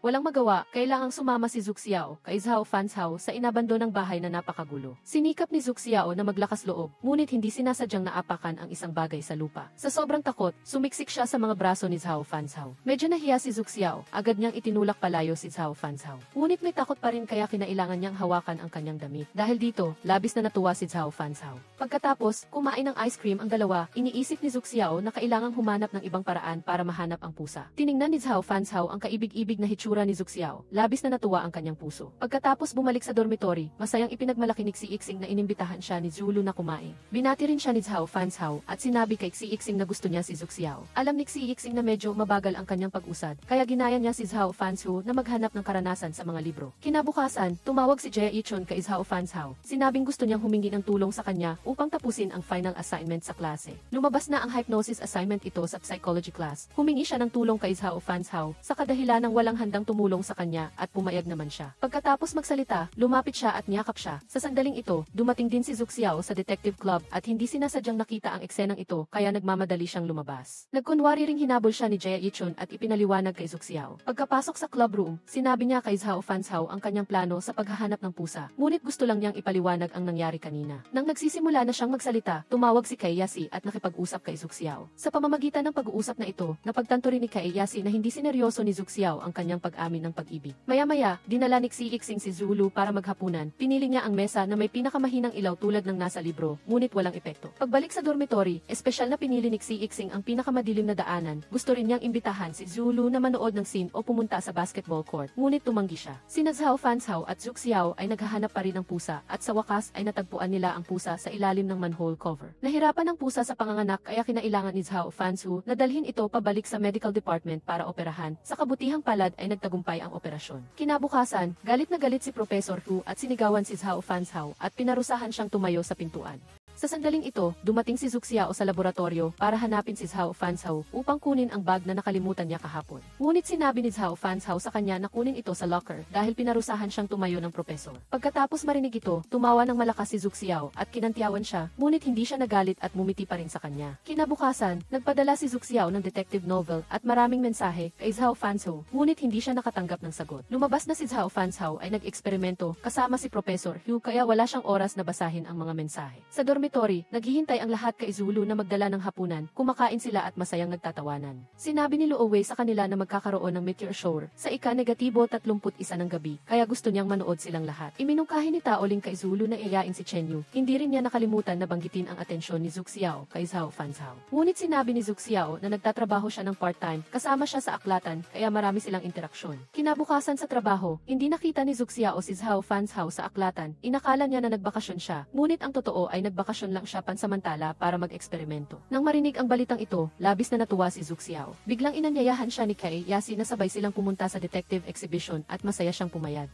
Sa wakas, natapos na si Zhao Fanzhao sa kanyang trabaho sa laboratorio. Gusto rin niyang imbitahan si Zuk Xiao sa detective exhibition, ngunit naubos na ang tiket. Nakonsensya si Professor Hu, kaya nagpasya siyang humanap ng paraan upang makabawi sa kanya. Sa badminton hall, inanyayahan ni Zulu si Chen Yu na manood ng meteor shower kasama niya. Nang marinig ito, gusto ring sumama ni Xi Yixing, ngunit hindi pinansin ni Zulu dahil may date na sila ni Chen Yu. Sa sandaling ito, nakatanggap si Xi Yixing ng kahilingan para sa tulong mula kay Zhao Fanzhao. Humihingi ng tulong para bumili ng 2 exhibition ticket at sa loob lamang ng 10 minuto ay matagumpay siyang nakabili ng tiket para kay Zhao Fanzhao. Upang makabawi kay Zhao Fanzhao, espesyal na gumawa si Professor Hu ng pagkakataon para magkita sila ni Zuk Xiao. Ang bilin niya kay Zuk Xiao ay pumunta sa laboratorio para kunin ang aklat at sabay na inutusan si Zhao Fanzhao na responsable sa pag-asikaso sa kanya. Pagdating sa laboratorio, nagsimulang maging interesado si Zuk Xiao sa kahon ng mga kagamitan sa autopsy. Ipinakilala ni Zhao Fanzhao sa kanya ang bawat gamit. Pagkatapos ay kinuha niya ang pagkakataong ito para imbitahan si Zuk Xiao na manood ng detective exhibition. Ngunit sinabi nitong nangako na siya kay Kai Yasi. Hindi maitago ni Zhao Fanzhao ang pagkadismaya sa kanyang mukha. Biglang naging malamig ang hangin kaya umalis kaagad si Zuk Xiao sa laboratorio. Sa dormitoryo, naghahanda ng damit sina Zulu at Tao Ling para manood ng shower ng Bulalakaw kinabukasan.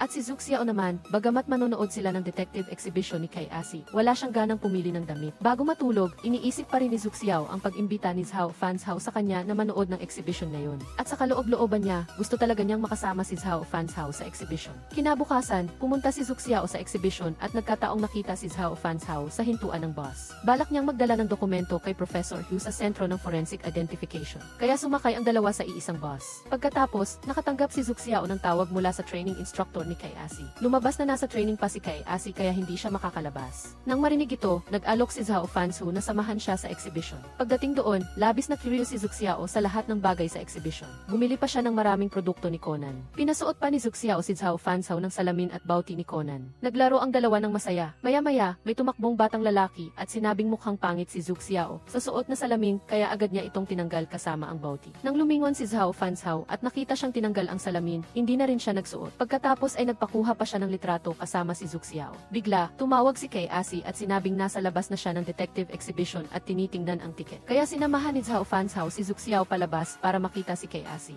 Talagang hindi natuwa si Kai Yasi nang makita sina Zuk Xiao at Zhao Fanzhao na magkasamang lumabas sa detective exhibition. Pagkatapos ay sinabi niyang manonood sila ng meteor shower kasama ang kanyang mga kasama sa kwarto. Agad na sabay na sinabi ni Kai Yasi at Zhao Fanzhao na manonood din sila. Dahil sa dami ng mga mag-aaral na nanonood ng meteor shower, napakasikip. Kaya nagmungkahi si Zhao Fansu na umakyat ang lahat sa bubong ng inabandonang bahay para manood ng meteor shower. Sa oras na ito, nagpadala ng imbitasyon si Jae Ichun sa WeChat kay Zhao Fansu na gusto niya itong samahan sa panonood ng meteor shower, ngunit hindi ito sumasagot. Gayunpaman, nang maghahanda ng lumipat ng lugar ang grupo ni Zug Xiao at Zhao Fansu, tumakbo si Jae Ichun at sinabing gusto niyang sumama. Naghihintay ang lahat sa pagdating ng meteor shower sa inabandonang bubong. Sa paghihintay, iminungkahi ni Jae Ichun na maglaro silang lahat. Ang unang tanong, pinili ni Jae Ichun si Zhao Fansu para magbigay ng halimbawa sa lahat. Ang tanong ay kung pipiliin mo ang isang tao na kasalo mo sa hapunan, sino ang pipiliin mo? Pinili ni Jae Ichun si Zhao Fansu, ngunit mabilis niyang pinili si Zug Xiao. Medyo nahiya si Zug Xiao nang marinig ito kaya tumakbo siya sa kabilang bahagi ng balkonahe mag-isa para makinig ng musika. Ngunit ang mga mata ni Zhao Fansu ay patuloy na nakatingin sa kanya. Maya-maya, tumayo si Zhao Fansu at sinundan din siya ni Jae Ichun. Nakita ni Zug Xiao ang eksenang ito kaya medyo nalungkot siya.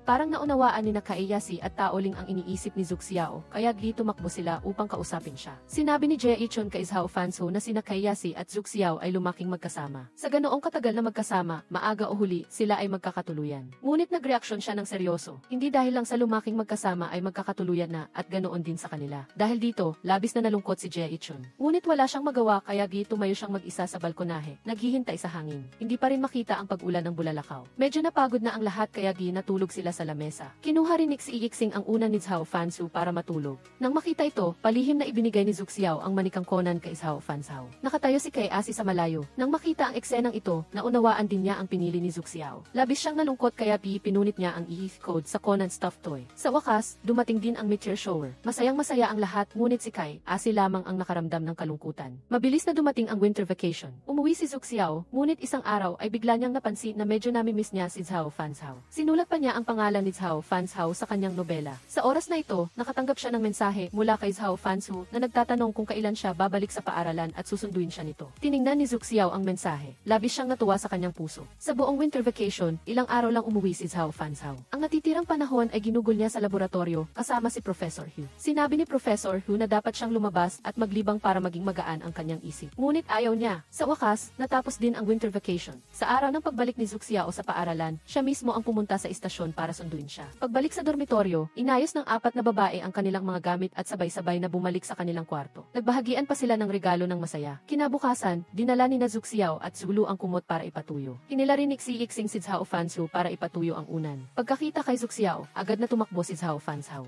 Inakala niyang may hawak siyang totoong ahas, kaya nagmamadali niya itong hinila mula sa kamay nito. Dahil dito, napahiga si Zug Xiao sa mga bisig ni Zhao Fansu. Nang malaman niyang peke ang ahas, labis siyang nahiya. Nagmadali ring binago ni Zug Xiao ang usapan at sinabing pupunta siya sa aklatan para magtrabaho. Sumunod din sa kanya si Zhao Fansu. Sa totoo lang, alam ni Zhao Fansu na sarado na ang aklatan, ngunit gusto niyang maglakad-lakad kasama siya. Sa badminton court, medyo hindi nakatuon si Xiixing dahil nakita niya sina Chen Yu at Zulu na magkasamang inaayos ang raketa. Maya-maya, dumating sina Zug Xiao at Zhao Fansu sa kantina. Naramdaman ni Zug Xiao na medyo kakaiba siya, kaya gusto niyang umiwas. Ngunit nagulat siya nang hilahin siya ni Zhao Fansu pabalik sa pamamagitan ng kanyang kamay. Nang kumain sila, umupo ulit siya sa iisang mesa kasama niya. Nakita ni Zhao Fansu na may karot sa plato niya. Sa pagkakataong ito, nag-alok din si Zug Xiao na tulungan siyang kainin ito, ngunit hindi siya pumayag at sinabi rin sa kanya na ayaw niya itong kainin. Noon ay dahil sinabi niyang tinulungan din siya ni Kaiyasi na kainin ang mga ito kaya siya nagalit. Medyo nahiya si Zug Xiao nang marinig ito kaya nagmadali siyang umalis. Sa gabi, nagreklamo si Xiixing kay Zhao Fansu tungkol sa pagkagusto ni Zulu kay Chen Yu, ngunit hindi ito pinansin ni Zhao Fansu. Sinabi ni Zhao Fansu na balak niyang mag-confess kay Zug Xiao na labis namang kinaiinggitan ni Xiixing na pakiramdam niya ay gwapo at mayaman ito. Ngunit bakit hindi niya makuha ang puso ni Zulu? Sa dormitoryo ng mga babae, nagpaplano ring mag-confess si Zulu kay Chen Yu dahil kamakailan ay naging malapit siya rito. Hindi makatulog si Zug Xiao sa kama, iniisip ang matalik na tagpo nila ni Zhao Fansu ngayon, hindi maiwasang mamula ang kanyang mukha at bumibilis ang tibok ng puso. Sa oras na ito, nagpadala ng mensahe si Zhao Fansu na nagsasabing kailangan niyang magtrabaho sa aklatan bukas. Kinabukasan, pumunta si Zug Xiao sa aklatan ayon sa pangako, ngunit iniiwasan niya si Zhao Fansu. Ang kakaibang hitsura niya ay medyo ikinataka ni Teacher Huang sa aklatan.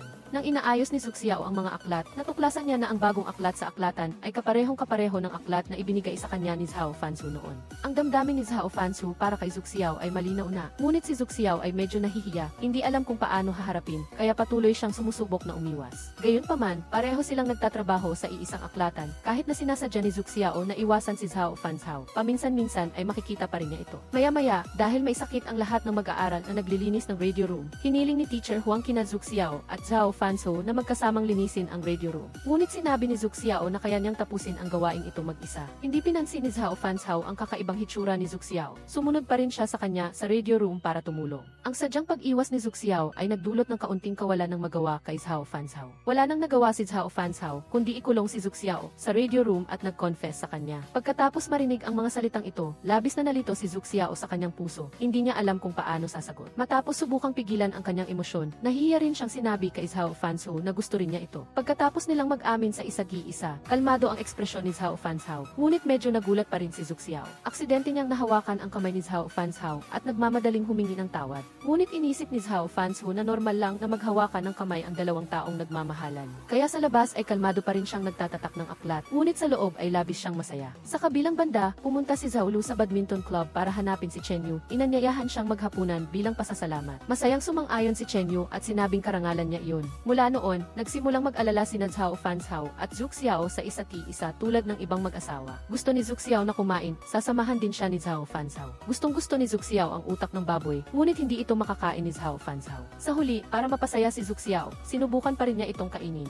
Ang matalik na pag-ugali ng dalawa ay nakita ni Kai Asi. Nakikipag-usap siya tungkol sa training sa iba nang bigla siyang nawala ng gana at umalis ng maaga. Bumalik si Kai Asi sa dormitoryo at umupo mag-isa sa bangko habang umiinom ng alak. Tumawag pa siya kay Zhu Xiao para kumpirmahin kung kasama niya si Zhao Fanzhou. Inamin din ni Zhu Xiao ang relasyon nila ni Zhao Fanzhou. Sinabi ni Kai Asi sa kanya na sa katapusan ng buwang ito ay aalis siya para mag-training para hindi siya masyadong mag-isip tungkol sa kanyang nararamdaman. Napilitang bitawan ni Zhao Fanzhou ang kamay ni Zhu Xiao. Lalo pa siyang natuwa nang marinig ang usapan nila ni Kai Asi. Hinawakan ni Zhao Fanzhou ang kamay ni Zhu Xiao at inihatid siya pabalik sa dormitoryo ng mga babae. Tiningnan pa niya ang likod ni Zhao Fanzhou habang umaalis ito. Pagbalik ni Zhu Xiao sa dormitoryo, narinig niya si Taoling na sinisisi siya sa pagkuha ng taong gusto ni Taoling. Nalito si Zhu Xiao nang marinig ito at sinabing nakikipag-date lang siya kay Zhao Fanzhou at hindi niya alam na gusto rin siya ni Taoling. Lumabas na ang sinabi ni Taoling na kinuha ni Zhu Xiao ang taong gusto niya ay isang hindi pagkakaintindihan lamang. Inatasan sila ng paaralan na maging tutor ng Chinese sa loob ng 1 oras at 1 minuto sa mga dayuhan at ang taong gusto ni Taoling ay itinalaga kay Zhu Xiao. Sinabi rin ni Zhao Lu sa kanyang mga kaibigan sa dormitoryo na balak niyang mag-confess kay Chen Yu sa hapunan bukas. Kaya natuwa rin ang lahat para sa kanya. Sa kabilang banda, nagpupulong si Teacher Huang kasama ang lahat. Tapos na ang paglilinis ng aklatan. Maaari na itong buksan bukas para makapagbasa ang lahat. Sa internal meeting, magkahawak kamay sina Zhu Xiao at Zhao Fanzhou sa ilalim ng mesa. Inayos ng guro ang trabaho para sa lahat. Si Zhu Xiao ang responsable sa pagpapalit ng barcode. Dumating din si Zhao Fanzhou para tulungan siyang tapusin ang gawain. Maganda ang pagtutulungan ng dalawa. Natapos na ang pagpapalit ng barcode ng aklat. Nakita ni Zhu Xiao na may barcode na nakadikit sa pilikmata ni Zhao Fanzhou. Maingat niya itong tinanggal para sa kanya. Magkalapit ang dalawa, bumilis ang tibok ng puso. Gusto ni Zhao Fanzhou na halikan si Zhu Xiao.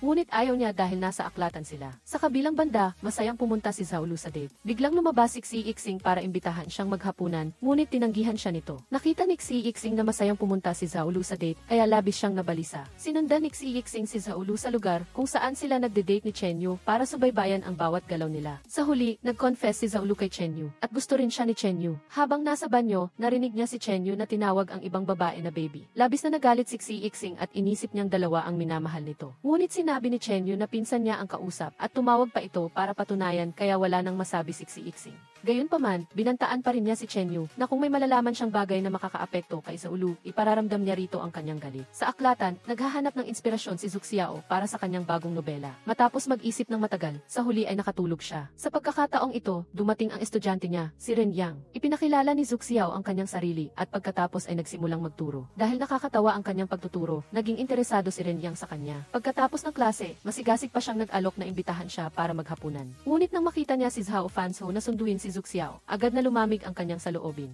Sa buong biyahe, iniisip ni Zhu Xiao kung ano ang perpektong anggulo ng kutsilyo para maisakatuparan ang pagkahulo. Biglang tumigil si Zhao Fanzhou at tinanong si Zhu Xiao kung nagpalitan sila ng numero ng telepono ng estudyanteng iyon. Walang malay na inamin ito ni Zhu Xiao, na lalong nagpalala sa pagkainis ni Zhao Fanzhou. Kakakilala pa lang nila sa isang hapon ay nagpalitan na sila ng numero ng telepono. Samantalang sa kanila, 1 buwan na silang magkakilala bago niya ibigay ang kanyang numero ng telepono. Ang selosong pag-ugali ni Zhao Fanzhou ay nagpahinang dila kay Zhu Xiao. Nagkunwari siyang umiiwas at umalis ng maaga, gayunpaman, hindi pa rin pinalampas ni Zhao Fanzhou ang bagay na ito. Hiniling niya na burahin niya ang numerong iyon, ngunit hindi ito magandang ideya para kay Zuxiao. Agad na hinawakan ni Zhao Fanzhao ang mukha niya at tinawag siyang mangmang na ulo ng baboy. Hindi inaasahan, ang dalawang salitang ito ay nagbigay inspirasyon kay Zuxiao para sa kanyang nobela. Nagpasya siyang ang nilalaman ng kabanatang ito ay ang babaeng bida mula sa medical school ay nagselos at sinaksak ang kanyang kasintahan ng higit sa 100 beses upang maiwasan ang punto ng pagkakakilanlan. Medyo nawala ng pag-asa si Zhao Fanzhao sa kanya. Tinapos ni Zuxiao ang pagsulat ng nobela at nakatuon sa pagsuri sa teknikal na termino, ngunit gusto ni Zhao Fanzhao na huminto si Zuxiao para samahan siya. Kaya pinunit niya ang kwaderno at ginusot ito para makuha ang atensyon niya. Sa huli, kinailangan niyang gumamit ng puwersa. Direkta niyang pinatay ang computer niya at pinilit siyang umamin na hindi na siya mag-check bago niya inalis ang headset. Hinaplos ni Zhao Fanzhao ang magulong buhok ni Zuxiao at dahan-dahang idinikit ang isang maalab na halik sa kanyang labi. Pagbalik sa dormitoryo, iniisip pa rin ni Xixing ang saloobin ni Chen Yu. Kaya di nag-post siya para alamin ang tungkol kay Chen Yu. Karamihan sa mga sagot ay pinuri siya, ngunit mayroong isang taong nagpakilalang girlfriend ni Chen Yu. Tinawagan ni Xixing si Zhao Fanzhao para kumpirmahin, ngunit sinabi niyang wala siyang alam dahil lumipat na si Chen Yu sa labas ng dormitoryo 1 taon na ang nakalipas. Pagbalik ni Zhao Fanzhao sa dormitoryo, narinig niya si Xixing na nagsasabing naghahanap siya ng ebidensya na dalawa ang minamahal ni Chen Yu. Ngunit sinabi ni Zhao Fanzhao na wala siyang interes. Walang nagawa si Xixing kundi baliktarin ang puting jacket ni Chen Yu mag-isa para maghanap ng ebidensya. Sa huli, nakita niya ang lipstick at hair tie sa puting jacket. Pagbalik ni Zuxiao sa dormitoryo, patuloy niyang iniisip ang halik nila ni Zhao Fanzhao. Umuwi din si Zhaolu pagkatapos ng date. Agad na tumakbo ang lahat para magtanong tungkol sa pag-unlad ng relasyon nila ni Chen Yu. Sinabi ni Zhaolu sa lahat na inanyayahan siya ni Chen Yu sa bahay niya para kumain ng hotpot ng masaya.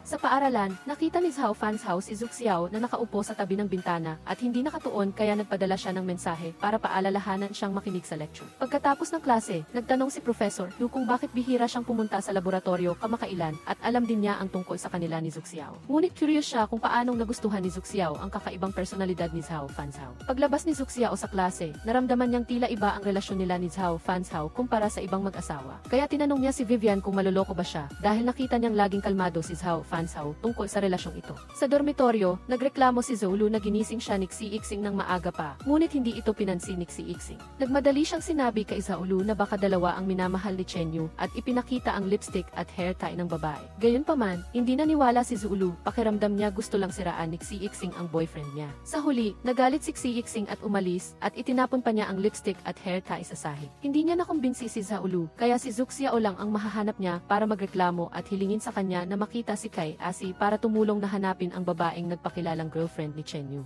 Agad na pumayag si Zuxiao, mabilis ding nahanap ni Kai Asi ang lokasyon ng babae. Iminungkahi ni Xixing na magkasama silang pumunta para kumpirmahin. Sa sandaling ito, dumating si Zhao Fanzhao at pinigilan si Zuxiao, kaya wala nang nagawa si Xixing kundi hilahin si Kai Asi para sumama. Kahit nakasama niya si Zhao Fanzhao, gustong-gusto ni Zuxiao na bumalik para tulungan si Zhaolu. Natatakot siyang pigilan siya ni Zhao Fanzhao, kaya nagkunwari siyang nagagalit at sinabing paanong ang unang date ay magiging kaswal lamang. Kailangan itong ihanda ng maayos at nagpakita pa siya ng pagkadismaya sa kanya. Naunawaan din ni Zhao Fanzhao ang ibig niyang sabihin at mahinang bumulong sa kanyang tainga na susubukan niyang huwag siyang bigin. Sa kabilang banda, magkasamang nag-shopping sina Zhaolu at Chen Yu sa supermarket. Ibinalik ni Zhaolu ang lipstick at hair tie kay Chen Yu. Agad niyang ipinaliwanag na sa pinsan niya iyon. Nagtanong pa sana si Zhaolu kay Chen Yu ng kaunti pang impormasyon tungkol sa babae nang tumunog ang telepono niya. Sinabi ng babae sa telepono kay Chen Yu na wala siyang klase ngayon kaya tutulungan niya itong maglinis ng bahay. Nagsinungaling lang si Chen Yu kay Zhaolu na tumawag ang tatay niya dahil may importante siyang sasabihin. Kaya hindi niya maisasama si Zhaolu para kumain ng hotpot. Sa panig ni Kai Asi at Xixing, sabay silang tumakbo sa lokasyon.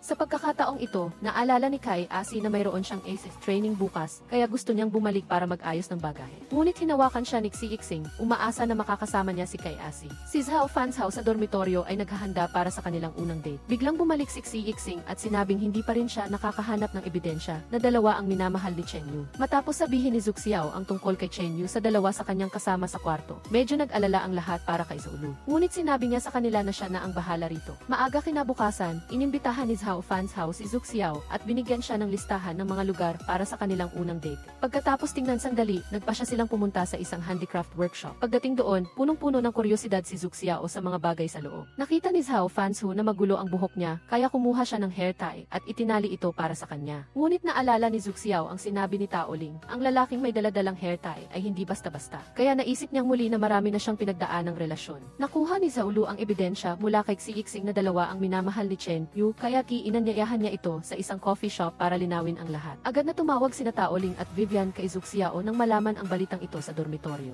Kahit gustong-gusto niyang pumunta sa kinaroroonan ni Zhao Lu, ayaw ni Zhu Xiao na ipakita ito kay Zhao Fanzhao, kaya tumakbo siya pababa para sagutin ang tawag ni Taoling. Sinabi ni Zhu Xiao kina Taoling at Vivian na dalhin ang lahat ng bagay sa dormitoryo na maaaring gamitin sa pakikipag-away na nagsasabing baka mahirap itong labanan. Dinala ni Taoling at Vivian ang lahat ng bagay na sinabi ni Zhu Xiao. Pansamantalang umalis din si Zhu Xiao sa handicraft workshop para samahan ang dalawang kaibigan at siksiiksing na lihim na manmanan sa coffee shop. Inilantad ni Zhao Lu ang katotohanan na dalawa ang minamahal ni Chen Yu at tinawag pa ang girlfriend nito para makaharap ang lahat bago siya umalis. Medyo nawala ng mukha si Chen Yu, ngunit mabilis itong kumalma. Nangutya pa ito kay Zhao Lu. Nakita ni Xiiqing na masyadong masakit ang sinabi ni Chen Yu, kaya tumakbo siya at binantaan siya at pinilit siyang humingi ng tawad kay Zhao Lu. Ngunit masama ang loob ni Zhao Lu sa sandaling ito. Wala nang nagawa si Xiiqing kundi hilahin siya paalis muna. Sa sandaling ito, tumakbo ang mga kasama sa kwarto ni Zhao Lu para harapin si Chen Yu, na napilitan siyang lumuhod mismo sa coffee shop. Sa kabilang banda, hinila ni Xiiqing si Zhao Lu sa isang karaoke room sa mall para makaiyak siya ng mag-isa, habang tahimik na bumili ng tubig si Xiiqing para sa kanya. Nang matapos ang lahat, bumalik si Zhao Fanzhou para hanapin si Zhu Xiao. Humihingi siya ng paumanhin ng paulit-ulit dahil sa pag-iwan sa kanya habang sila ay nagde-date. Ngunit hindi nagalit si Zhao Fanzhou. Ibinigay pa niya ang regalo na ginawa niya sa handicraft workshop na ikinatuwa ni Zhu Xiao. Lakas loob pa siyang nagtanong kung ilang beses na siyang umibig. Agad siyang sinagot ni Zhao Fanzhou na isang beses pa lang siyang umibig at hindi pa sila naghihiwalay at iyon ay si Zhu Xiao. Ngayon, pumunta si Zhu Xiao sa aklatan para kumuha ng aklat. Nagkataong nandoon din si Zhao Fanzhou. Sinabi pa ni Zhao Fanzhou sa harap ng guro na si Zhu Xiao ay ang kanyang kasintahan. Hiniling ni Zhu Xiao kay Zhao Fanzhou na itago ang bagay na ito, ngunit gusto ni Zhao Fanzhou na magkaroon ng karapatan bilang kanyang kasintahan.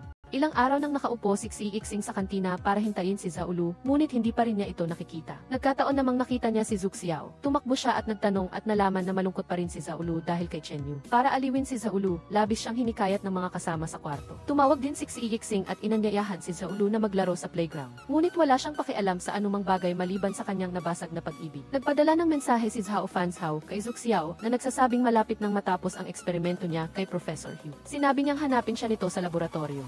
Pagkatapos ay nag-usap muli ang dalawa tungkol sa matamis na pag-ibig sa laboratorio. Sa bawat pagdaan ng oras, inantok si Zhu Xiao kaya nakatulog siya sa laboratorio. Nang makita ito ni Zhao Fanzhou, kinuha niya ang kanyang cellphone at inirecord ang hilik ni Zhu Xiao. Sa sandaling ito, tinawagan ni Xiiqing si Zhao Fanzhou. Humihingi ng tulong kay Zhu Xiao na iayain si Zhao Lu na lumabas. Medyo nagselo si Zhao Fanzhou kay Xiiqing dahil masyadong matagal silang nag-usap ni Zhu Xiao. Kaya sinadya niyang putulin ang kanilang pag-usap. Gayunpaman, gustong pumunta ni Vivian sa klase at gustong sumama ni Taoling kay Fang Wei. Kailangan ni Zhu Xiao na samahan si Zhao Lu ng mag-isa. Pinuntahan ni Zhao Fanzhou si Zhu Xiao sa gabi. Tinanong niya si Zhu Xiao kung mayroon bang bagay na hindi masabi sa telepono. Ipinaliwanag ni Zhu Xiao na para mapasaya ng kaunti si Zhao Lu, nagpa siya silang dalhin siya para makita si Xiiqing. Tutal makakatulong din iyon para madali niyang makalimutan ang nakaraan. Sa pasukan ng playground, nakita ni Zhao Lu na nandoon din si Xiiqing. Natatakot si Zhu Xiao na sisihin siya ni Zhao Lu, kaya nagtago siya sa likod ni Zhao Fanzhou. Ayaw sumama ni Zhao Fanzhou kay Xiiqing at sa iba pa, kaya hinila niya si Zhu Xiao paalis muna. Hinila ni Zhu Xiao si Zhao Fanzhou na sumakay sa roller coaster. Tila medyo natakot si Zhao Fanzhou, ngunit hinawakan pa rin niya ang kamay ni Zhu Xiao at naranasan ang ilang nakakatuwang biyahe sa roller coaster. Maya-maya, tiningnan ni Zhu Xiao ang mga larawan at hiniling sa may-ari ng tindahan na i-print ang pinaka-nakakatawang larawan. Pagkatapos, hinila ni Zhu Xiao si Zhao Fanzhou para bumili ng cotton candy. Hinila ni Xiiqing si Zhao Lu sa shooting booth. Kinuha niya ang pistol at nagsimulang magmayabang tungkol sa kanyang lakas. Ngunit sa huli ay nabigo siya ng husto. Nang si Zhao Lu na ang sumunod, natamaan niya ang lahat ng mga lobo sa frame. Labis itong ikinagulat ni Xiiqing. Maya-maya, tinangka ni Zhao Lu na tulungan siyang bumili ng tubig, ngunit tumanggi si Xiiqing. Sinabi niyang hindi niya hahayaan ang isang babae na bumili ng tubig, kaya kailangang umupo si Zhao Lu sa upuan ng mag-isa at hintayin siya. Bumalik si Xiiqing pagkatapos bumili ng tubig. Nakita niyang malungkot si Zhao Lu nang makita ang magkasintahan sa harap na naglalambingan. Kaya hinila niya ang upuan at ipinihit sa kabilang panig. Hindi na niya hahayaan itong makita pa. Pagkatapos maglaro, nakatanggap si Zhao Fanzhou ng tawag mula sa kanyang ina. Sinabi niyang plano niyang umalis para maglakbay, makipaglaro sa mga kaibigan sa loob ng ilang panahon at hayaan itong mag-alaga sa sarili. Gusto ring mapag-isa ni Xiiqing si Zhao Lu kaya hinila niya ito paalis. Sa sandaling ito, naiwan sina Zhu Xiao at Zhao Fanzhou. Bigla niyang nakita ang pilat sa kamay nito. Dahil sa kuryosidad, tinanong niya kung ano ang nangyari at paano niya nakuha ang pilat na ito. Sinabi niya kay Zhu Xiao na ang pilat ay dahil sa pagkasugat ng kutsilyo noong nag-aaway ang kanyang mga magulang.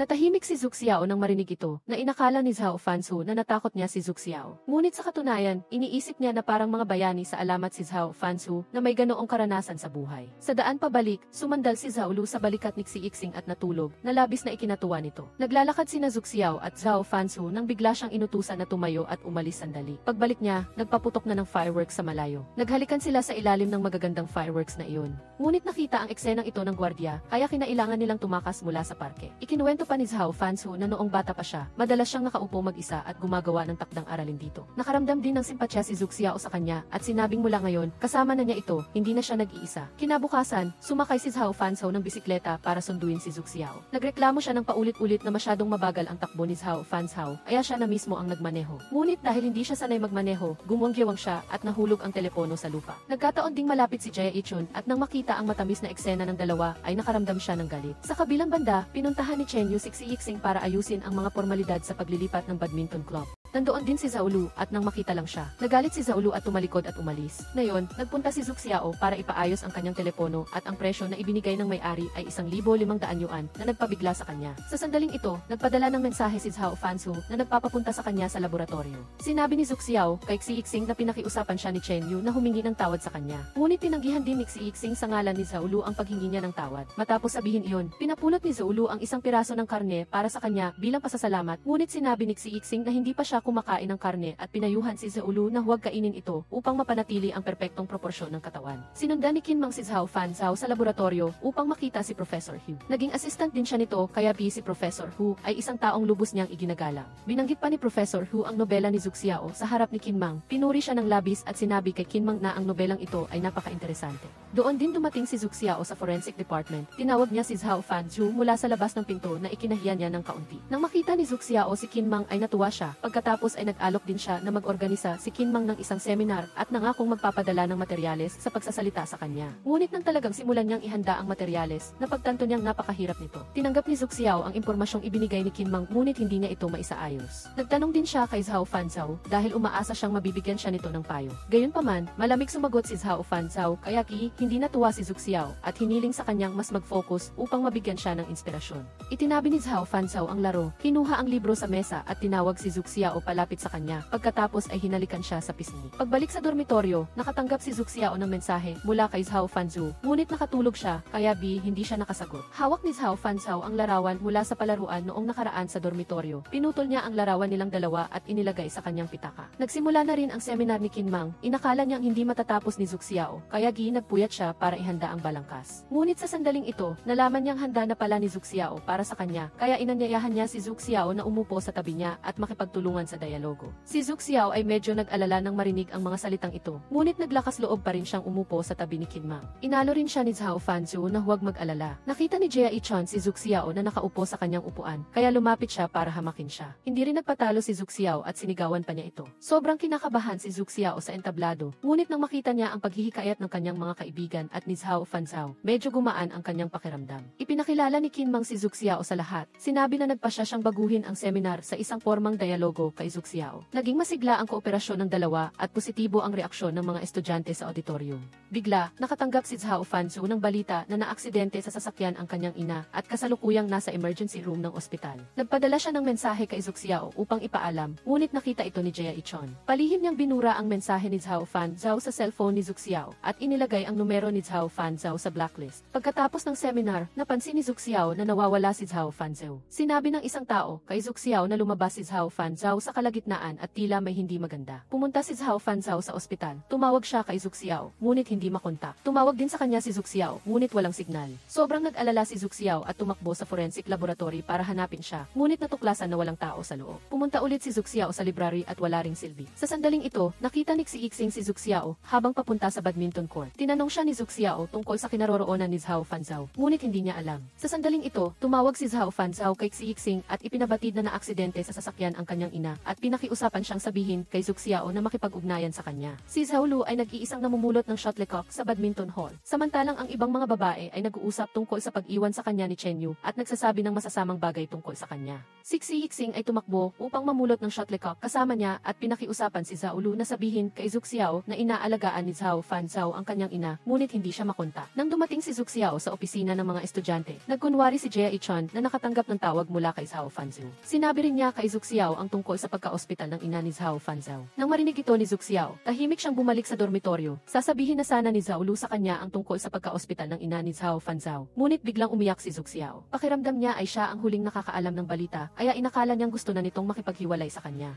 Mag-isang nakaupo si Zhu Xiao sa gilid ng flower bed ng universidad. Nagkataong dumaan si Keyasi, nagtanong ng ilang bagay at inaya siyang kumain ng ice cream. Umiiyak na sinabi ni Zhu Xiao kay Keyasi ang ginawa ni Zhao Fanzhao at sinisisi ang sarili na pangit siya at nakakainis. Maingat na inalagaan ni Zhao Fanzhao ang kanyang ina sa ospital. Sa kanyang libreng oras, nagpadala siya ng mga mensahe at tumawag kay Zhu Xiao ng paulit-ulit, ngunit hindi siya nakatanggap ng tawag pabalik. Nagalit din si Zhu Xiao dahil hindi sumasagot si Zhao Fanzhao sa kanyang mensahe buong gabi. Kinaumagahan, galit na galit si Zhu Xiao, kaya nagdesisyon siyang gamitin ang card ni Zhao Fanzhao para bumili ng maraming pagkain upang maibsan ang kanyang galit. Ngayon, dalawang kaibigan niya sa dormitoryo ang nagpilit kay Zhu Xiao na manood ng badminton match ni Xi Yixing dahil sinabi ni Zhao Lu sa kanila na pupunitin ni Xi Yixing ang kanyang damit kapag nanalo siya. Tuwang-tuwa si Tao Ling nang marinig iyon, ngunit wala na sa mood si Zhu Xiao. Napakagaling maglaro ni Xi Yixing kaya mabilis siyang nanalo, ngunit nagkaproblema siya sa pagpunit ng kanyang damit kaya natawa ang lahat. Dahil hindi alam ni Zhu Xiao ang tiyak na sitwasyon ni Zhao Fanzhao, nagpa siya siyang hayaan na ito at nag-focus siya sa pakikinig sa klase. Nang matapos ang klase, gusto pa sana niyang talakayin ang ilang issue tungkol sa karakter sa guro, ngunit hindi na ito nakatiis, kaya umalis kaagad pagkarinig ng bell ng tapos na klase. Si Zhu Xiao ay sawi sa pag-ibig, nagbigay ng maraming walang katuturang kahilingan sa kanyang mga kasama sa silid, ngunit hindi sila makatanggi sa anumang hiling niya upang aliwin siya. Biglang tumawag si Keyasi kay Zhu Xiao at sinabing naghanda siya ng isang malaking regalo para sa kanya, ngunit ang tinatawag na malaking regalo ay si Zhao Fanzhao pala. Pagdating niya ay nakita agad niya si Zhao Fanzhao na labis na ikinagalit niya at nang tatalikod na sana siya para umalis, pinigilan siya ni Zhao Fanzhao. Tinanong ni Zhu Xiao si Zhao Fanzhao kung bakit hindi siya nakipag-ugnayan sa kanya. Inilabas pa niya ang kanyang cellphone at pinatingnan kay Zhu Xiao. Sa puntong iyon, nalaman niya na isa pala itong hindi pagkakaunawaan at nakita niyang na-blacklist niya ang numero nito. Nagpasalamat din si Zhao Fanzhao kay Keyasi sa pagtulong sa kanya. Plano ni Zhao Fanzhao na bumili ng bagong cellphone para kay Zhu Xiao. Pagpasok sa tindahan, ayaw bumili ni Zhu Xiao gamit ang pera ni Zhao Fanzhao, ngunit iginiit nitong bilhan siya. Pagkarating pa lang ni Zhu Xiao ng bagong cellphone, agad siyang kumuha ng litrato ng paulit-ulit at mukhang tuwang-tuwa. Tinanong pa niya ang sarili kung nakakuha ba siya ng isang kayamanan na si Zhao Fanzhao. Mababang pagtingin sa sarili si Zhu Xiao sa relasyon nila ni Zhao Fanzhao. Laging nag-aalala na maghihiwalay sila. Ngunit ayaw niyang lagi siyang matatakot doon at dapat siyang maniwala na hindi sila maghihiwalay. Sinabi ni Zhu Xiao kay Zhao Fanzhao na naghanda siya ng isang maliit na regalo para sa kanya. Ang regalo ay isang pink na case ng cellphone. Ngunit tila hindi siya nasiyahan kaya tumayo siya at umalis. Agad na hinabo ni Zhu Xiao sa likod upang kumbinsihin siya. Sa huli, umayag din si Zhao Fanzhao na ikabit ang pink na case sa cellphone. Nagkataon namang nakatanggap siya ng tawag mula sa kanyang ina. Sinabi ng kanyang ina na sinabi ng ospital na pumunta siya sa psychiatric department para magpatingin. Ngunit mag-isa lang siya, kaya kailangan niyang magmadaling bumalik. Matapos matanggap ang tawag, ipinaliwanag ni Zhao Fanzhao ang dahilan kay Zhu Xiao. Sa simula, plinano ni Zhu Xiao na samahan si Zhao Fanzhao sa pagbisita sa kanyang tiyahin. Ngunit naisip niyang hindi masyadong matatag ang pakiramdam ng kanyang ina, kaya sinabi niyang sumama na lang si Zhu Xiao sa susunod. Pagka-uwi niya, nakita niyang nag-uusap at nagtatawanan ang kanyang ina at si Jia Ichan sa sofa. Hindi sinasadyang nalaman din ng ina ni Zhao Fanzhao na mayroon na siyang kasintahan. Pagkapasok pa lang niya sa bahay, tinanong na niya si Zhao Fanzhao tungkol sa kanyang kasintahan. Ipinakita niya ang litrato ni Zhu Xiao at sinabi ring si Zhu Xiao ay may magandang espiritu at napakabait na ikinasya ng kanyang ina.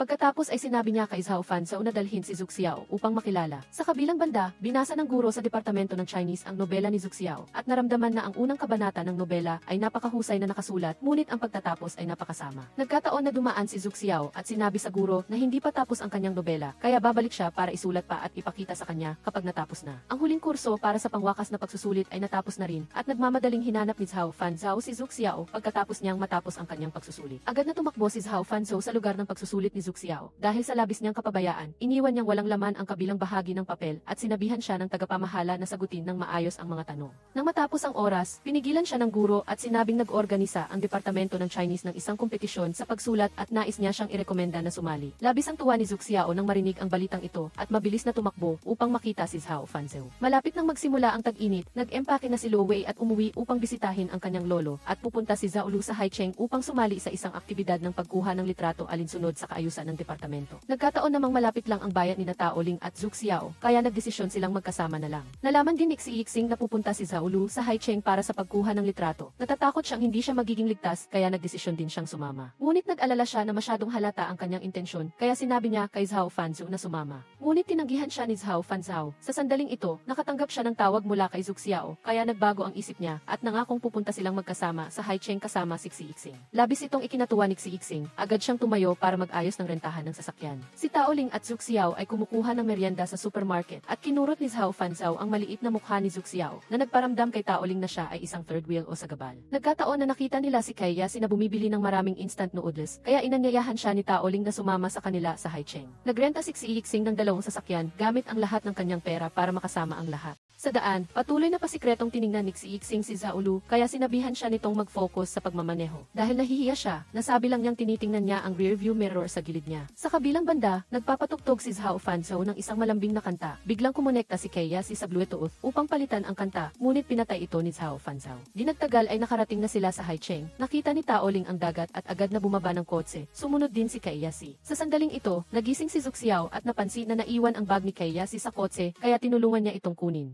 Dahil dito, nainggit si Zhao Fanzhou at lumapit siya at hinalikan si Zhu Xiao sa loob ng kotse. Matagal nang naghihintay si Xi Yixing sa reception desk ng hotel. Sa wakas ay dumating din sina Zhu Xiao at Zhao Fanzhou. Nang ibigay niya sa kanila ang room key card, tumuto si Zhu Xiao at sinabing ayaw niyang mag-share ng kwarto kay Zhao Fanzhou. Agad na ipinaliwanag ni Xi Yixing na 2 kwarto lang ang kinuha niya, isang kwarto para sa mga babae at isang kwarto para sa mga lalaki. Kaya, labis na nahiya si Zhu Xiao at nagmamadaling tumakbo palayo. Pagdating sa kwarto, napagod si Zhu Xiao at humiga sa kama. Ngunit nang umupo si Zhao Fanzhou sa kama, agad siyang napabangon. Sasabihin na sana ng dalawa ang isang bagay nang kumatok si Kaiyasi sa pinto at sinabihan silang magtipon sa lobby. Pagkalabas, nagbigay si Xi Yixing ng ilang saranggola para sanayin nila. Sinabi rin niya na ang plano para sa pag-amin bukas ay nakasalalay sa kanila. Kinagabihan, nagtipon-tipon ang lahat, nag-iihaw at pinupuri ang kasanayan ni Zhao Fanzhou sa pag-ihaw. Bumili rin si Xi Yixing ng maraming beer at ang resulta ay nalasing ang 3 lalaki sa grupo. Kinailangan na lang ni Zhu Xiao at ng iba pa na alalayan ang 3 lalaki pabalik sa kwarto para magpahinga. Ngunit nasukahan ni Kaiyasi ang kumot ni Zhao Fanzhou. Nang makita ito ni Tao Ling, hiniling niya kay Zhu Xiao na magdagdag agad ng kwarto.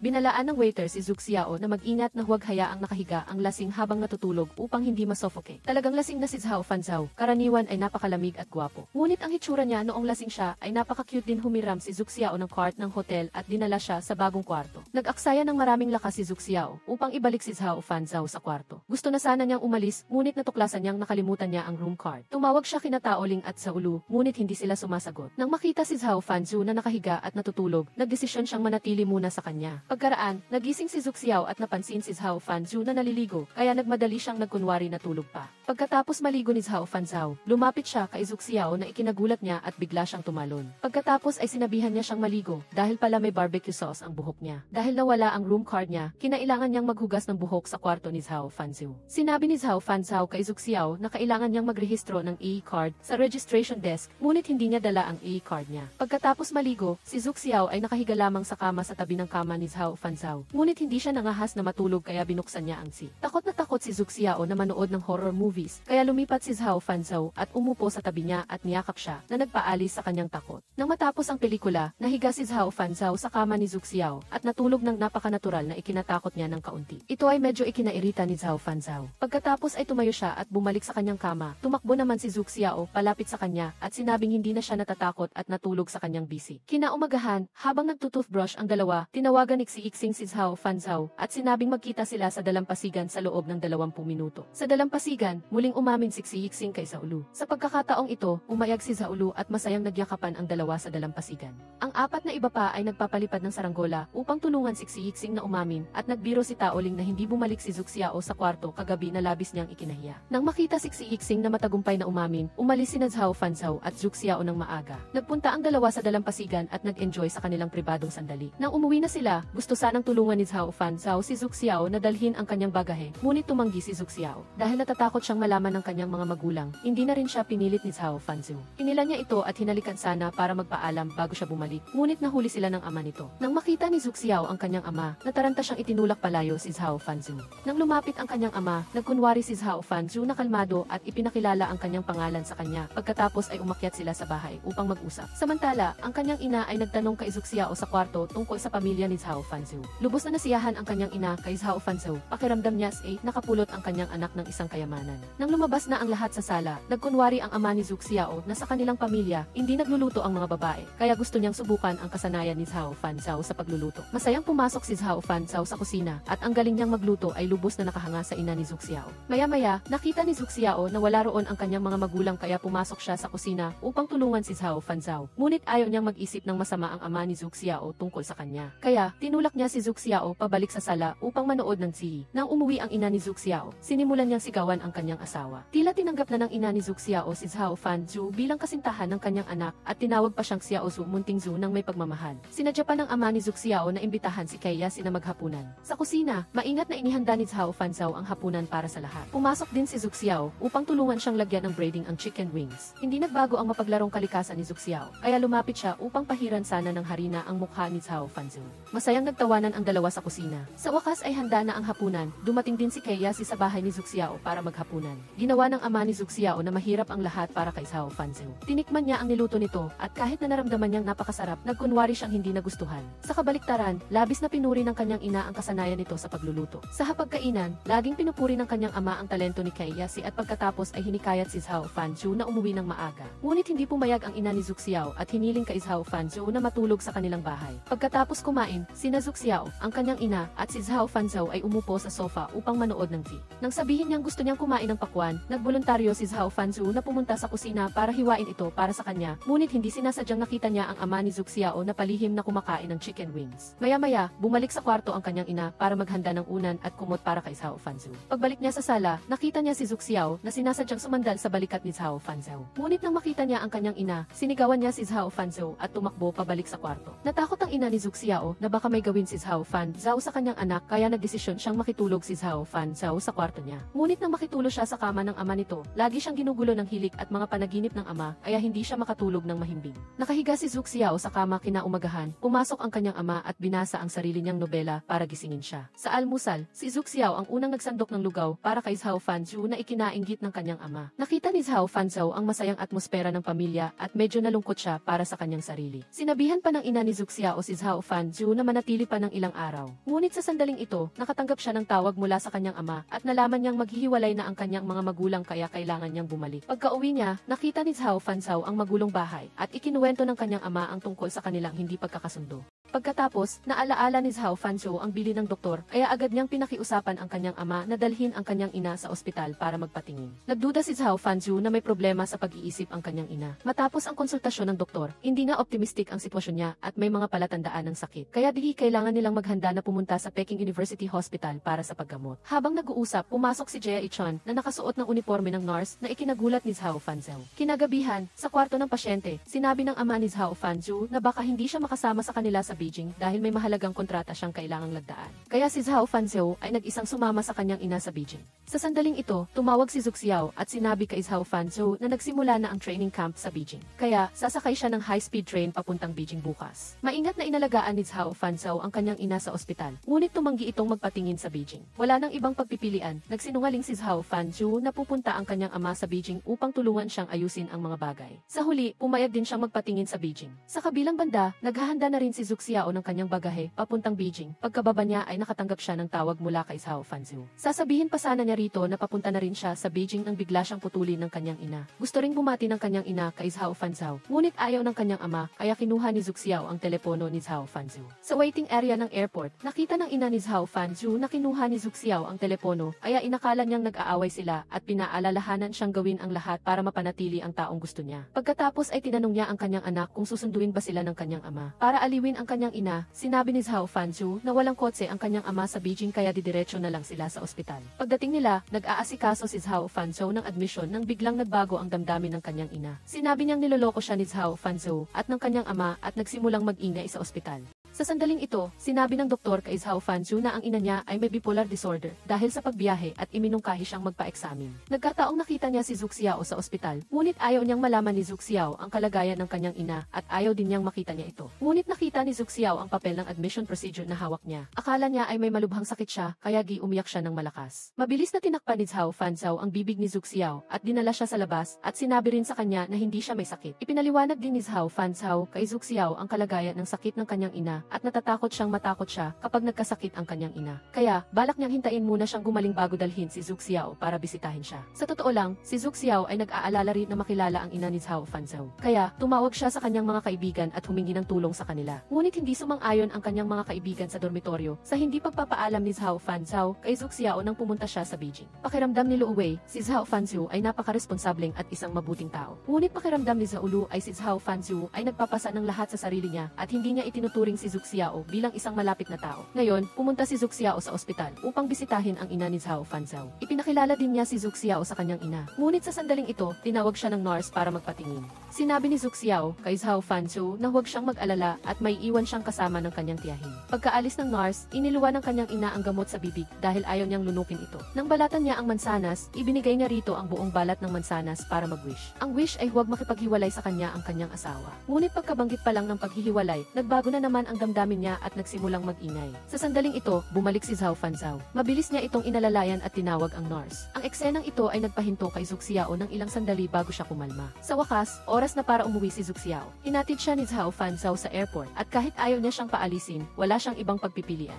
Pagka-uwi ni Zhu Xiao, napagod siya kaya hindi niya sinasadyang nasabi sa kanyang mga magulang na nakita niya ang ina ni Zhao Fanzu. Nagdulot ito ng kaunting pagtutol sa kanyang ama. Mabilis lumipas ang oras at oras na para bumalik sa eskwelahan. Naghahanda na si Zhu Xiao na bumalik sa eskwelahan. Sa kabilang banda, nag-aalala si Zhao Fanzu na baka hindi maalagaan ng maayos ng kanyang ama ang kanyang ina sa ospital. Nang mag-usap ang dalawa, sinabi ng kanyang ama na si Zhu Xiao ay isang mabuting babae at pinayuhan siyang pahalagahan siya. Pagkatapos marinig iyon, sinabi ni Zhao Fanzu sa kanyang ama na nagpa-examine na siya para sa genetic condition, ngunit wala pa ang resulta. Kung may problema, makikipaghiwalay siya kay Zhu Xiao ng kusa. Sa bahay ni Zhu Xiao, nagdala si Keia sinangpakwan para sa kanya at tinulungan din ang ama ni Zhu Xiao na ayusin ang electric fan. Nagkain sila ng pakwan at nagbiruan. Sa sandaling ito, umuwi ang mga magulang ni Zhu Xiao at naramdaman na mas mapagkakatiwalaan si Zhao Fanzu bilang kanilang manugang. Sa wakas ay bumalik na si Zhu Xiao sa eskwelahan. Nagsinungaling pa siya sa kanyang mga magulang na susunduin siya ni Zhao Fanzu. Pagkalabas ni Zhao Fanzu ng airport, nagulat siyang makita si Zhu Xiao na sumusundo sa kanya. Ngunit nang nagmamadali si Zhu Xiao na tumakbo palapit, muntik na siyang masagasaan. Alas una na ng madaling araw, kaya medyo nagalit siya sa padalos-dalos na kilos niya.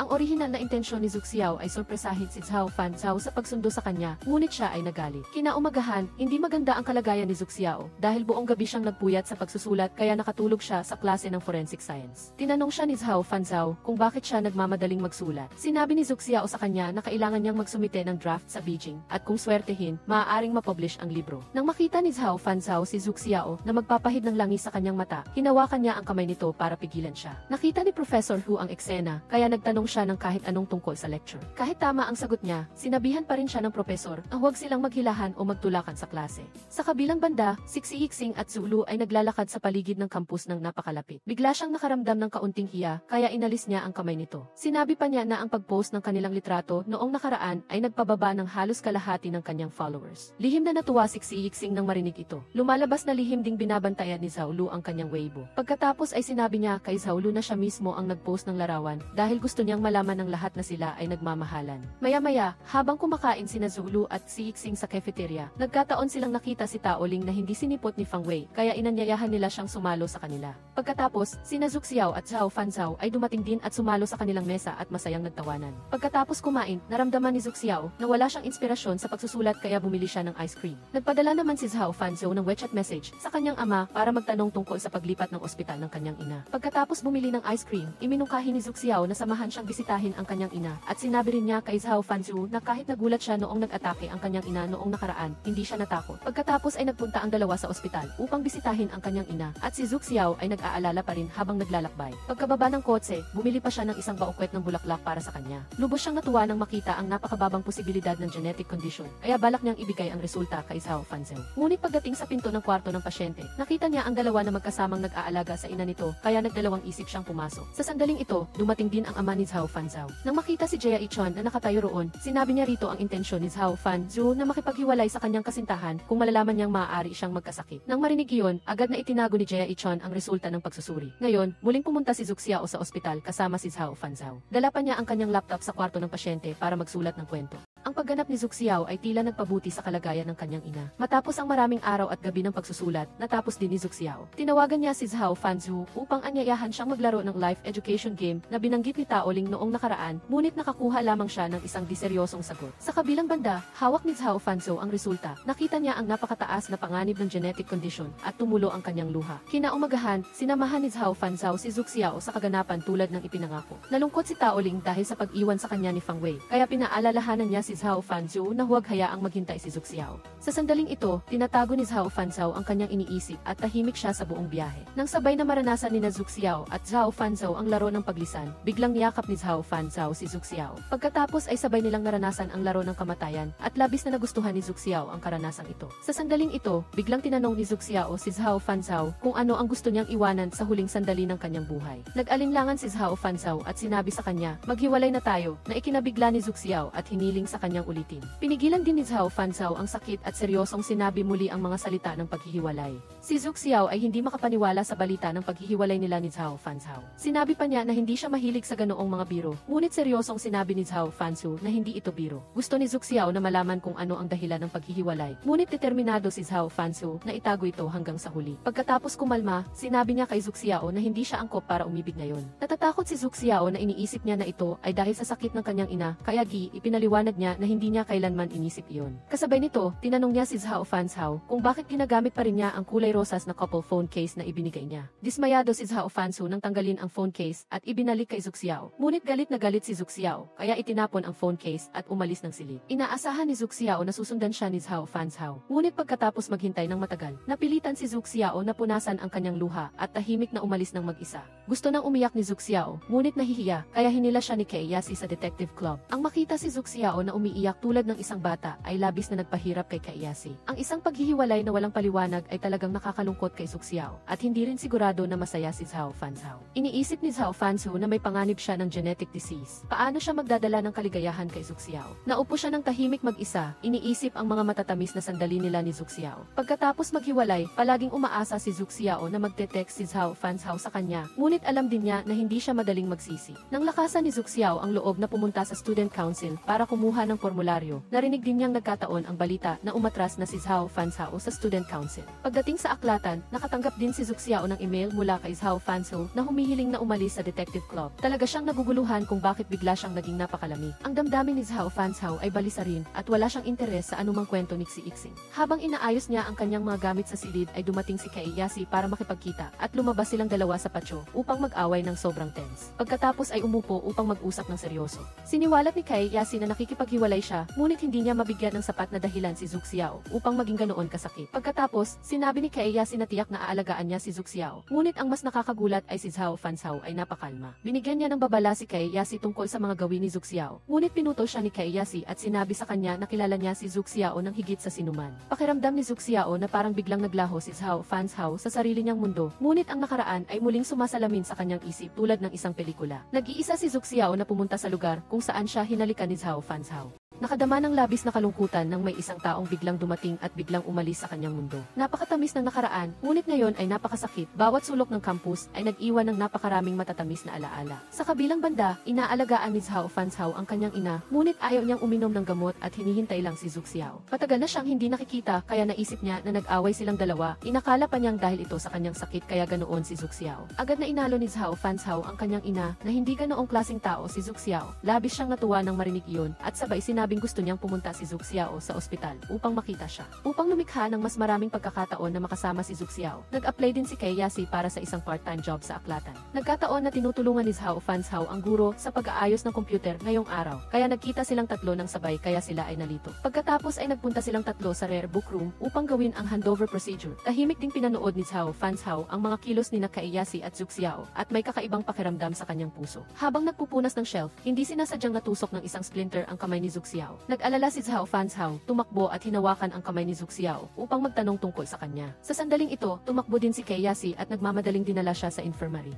Sa daan patungo roon, nakatanggap siya ng tawag mula sa ina ni Zhao Fanzhao. Gusto nitong pumunta siya sa ospital upang maghapunan kasama niya. Gustong sabihin ni Zhu Xiao ang totoo sa ina ni Zhao Fanzhao. Ngunit sa huli ay pumayag siyang pumunta at makipaghapunan. Pagkatapos kumain, balak ng ina ni Zhao Fanzhao at ni Zhu Xiao na balutin ang natitirang pagkain para sa mga ligaw na aso sa ibaba. Ngunit biglang dumating si Zhao Fanzhao sa ospital. Nakita niya na hindi na magkalapit ang dalawa tulad ng dati, kaya sinadya niyang hilingin kay Zhu Xiao na pakainin si Zhao Fanzhao ng prutas. Upang maiwasan ang pagdududa niya tungkol sa relasyon ng dalawa, pinakain pa rin ni Zhu Xiao si Zhao Fanzhao ng prutas tulad ng gusto niya. Ngunit may splinter pa rin si Zhu Xiao sa kanyang kamay kaya medyo masakit. Inutusan ng ina ni Zhao Fanzhao na tulungan siya ng kaunti. Maingat siyang tinulungan na tingnan ni Zhao Fanzhao si Zhu Xiao. Pagkatapos ay gusto pa niyang magkasama silang kumain. Ngunit sa pagkakataong ito ay matapat siyang tumanggi. Sa puntong ito, hindi na may tago pa ni Zhao Fanzhao ang katotohanan kaya umamin siya sa kanyang ina na naghiwalay na sila. Mabilis ding umalis si Zhu Xiao sa silid ng pasyente. Umiiyak si Zhu Xiao habang naglalakad. Pagkatapos ay tinawag si Yasi upang sumundo sa kanya. Nang magsara na ang elevator, tumakbo rin si Zhao Fanzhao papunta roon, lumalabas na upang isauli ang school bag na naiwan niya. Natatakot si Yasi na malungkot siya, kaya kinuha niya ang school bag at isinara ang pinto ng elevator. Hindi na nakayanan ni Zhu Xiao at umiyak ng malakas sa loob ng elevator.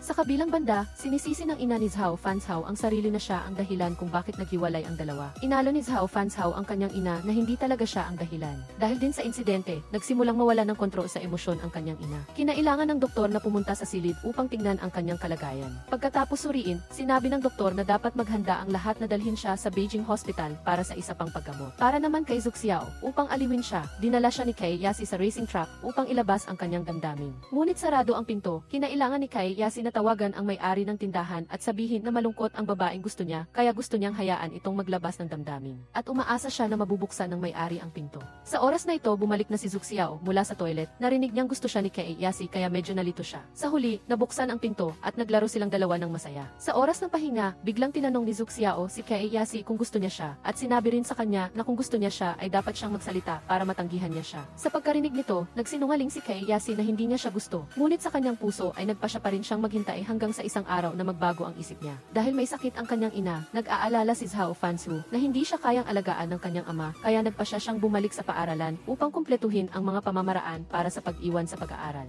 Labis na natuwa si Professor nang makitang bumalik si Zhao Fanzhao sa paaralan. Iniisip na babalik siya upang makasama siyang mag-eksperimento bilang isang assistant. Ngunit ipinaalam ni Zhao Fanzhao sa kanya ang tungkol sa kanyang pag-iwan sa pag-aaral ng matagal na labis na nagpalungkot sa kanya. Pagkatapos kunin ang leave of absence form, naglakad siya sa campus at dumaan kina Zhu Xiao at Yasi na nag-uusap at nagtatawanan sa kabilang pasilyo. Sa huli ay siya ang pinakamalungkot na tao. Habang kumakain si Xi at sa ulo sa kantin, dumating din sina Yasi at Zhu Xiao. Mula sa ilang salita na sinabi ni Xi sa telepono, nalaman ni Zhu Xiao na nag-iwan na sa pag-aaral si Zhao Fanzhao. Ang Dormitory Management Center ay nagplano na rin na mag-ayos ng ibang kamag-aral na makasama si Xi. Ngunit sinabi niya sa Dormitory Management Center na si Zhao Fanzhao lamang ang maaari niyang maging roommate. Sa kabilang banda, dumating na si Zhao Fanzhao sa airport upang pumunta sa Beijing. Ngunit ang phone case niya ay kulay rosas pa rin na bigay ni Zhu Xiao. Ang screen ay ang matamis na larawan pa rin nilang dalawa at hindi niya mapigilang mapaluha. Hindi niya alam kung gaano siya katagal malalayo kay Zhu Xiao sa paglalakbay na ito sa Beijing. Pagdating doon, kinuha niya ang kanyang telepono at nalaman niyang ang aklat ni Zhu Xiao ay sa wakas na publish na at ibinebenta sa aklatan kaya siya ay natuwa.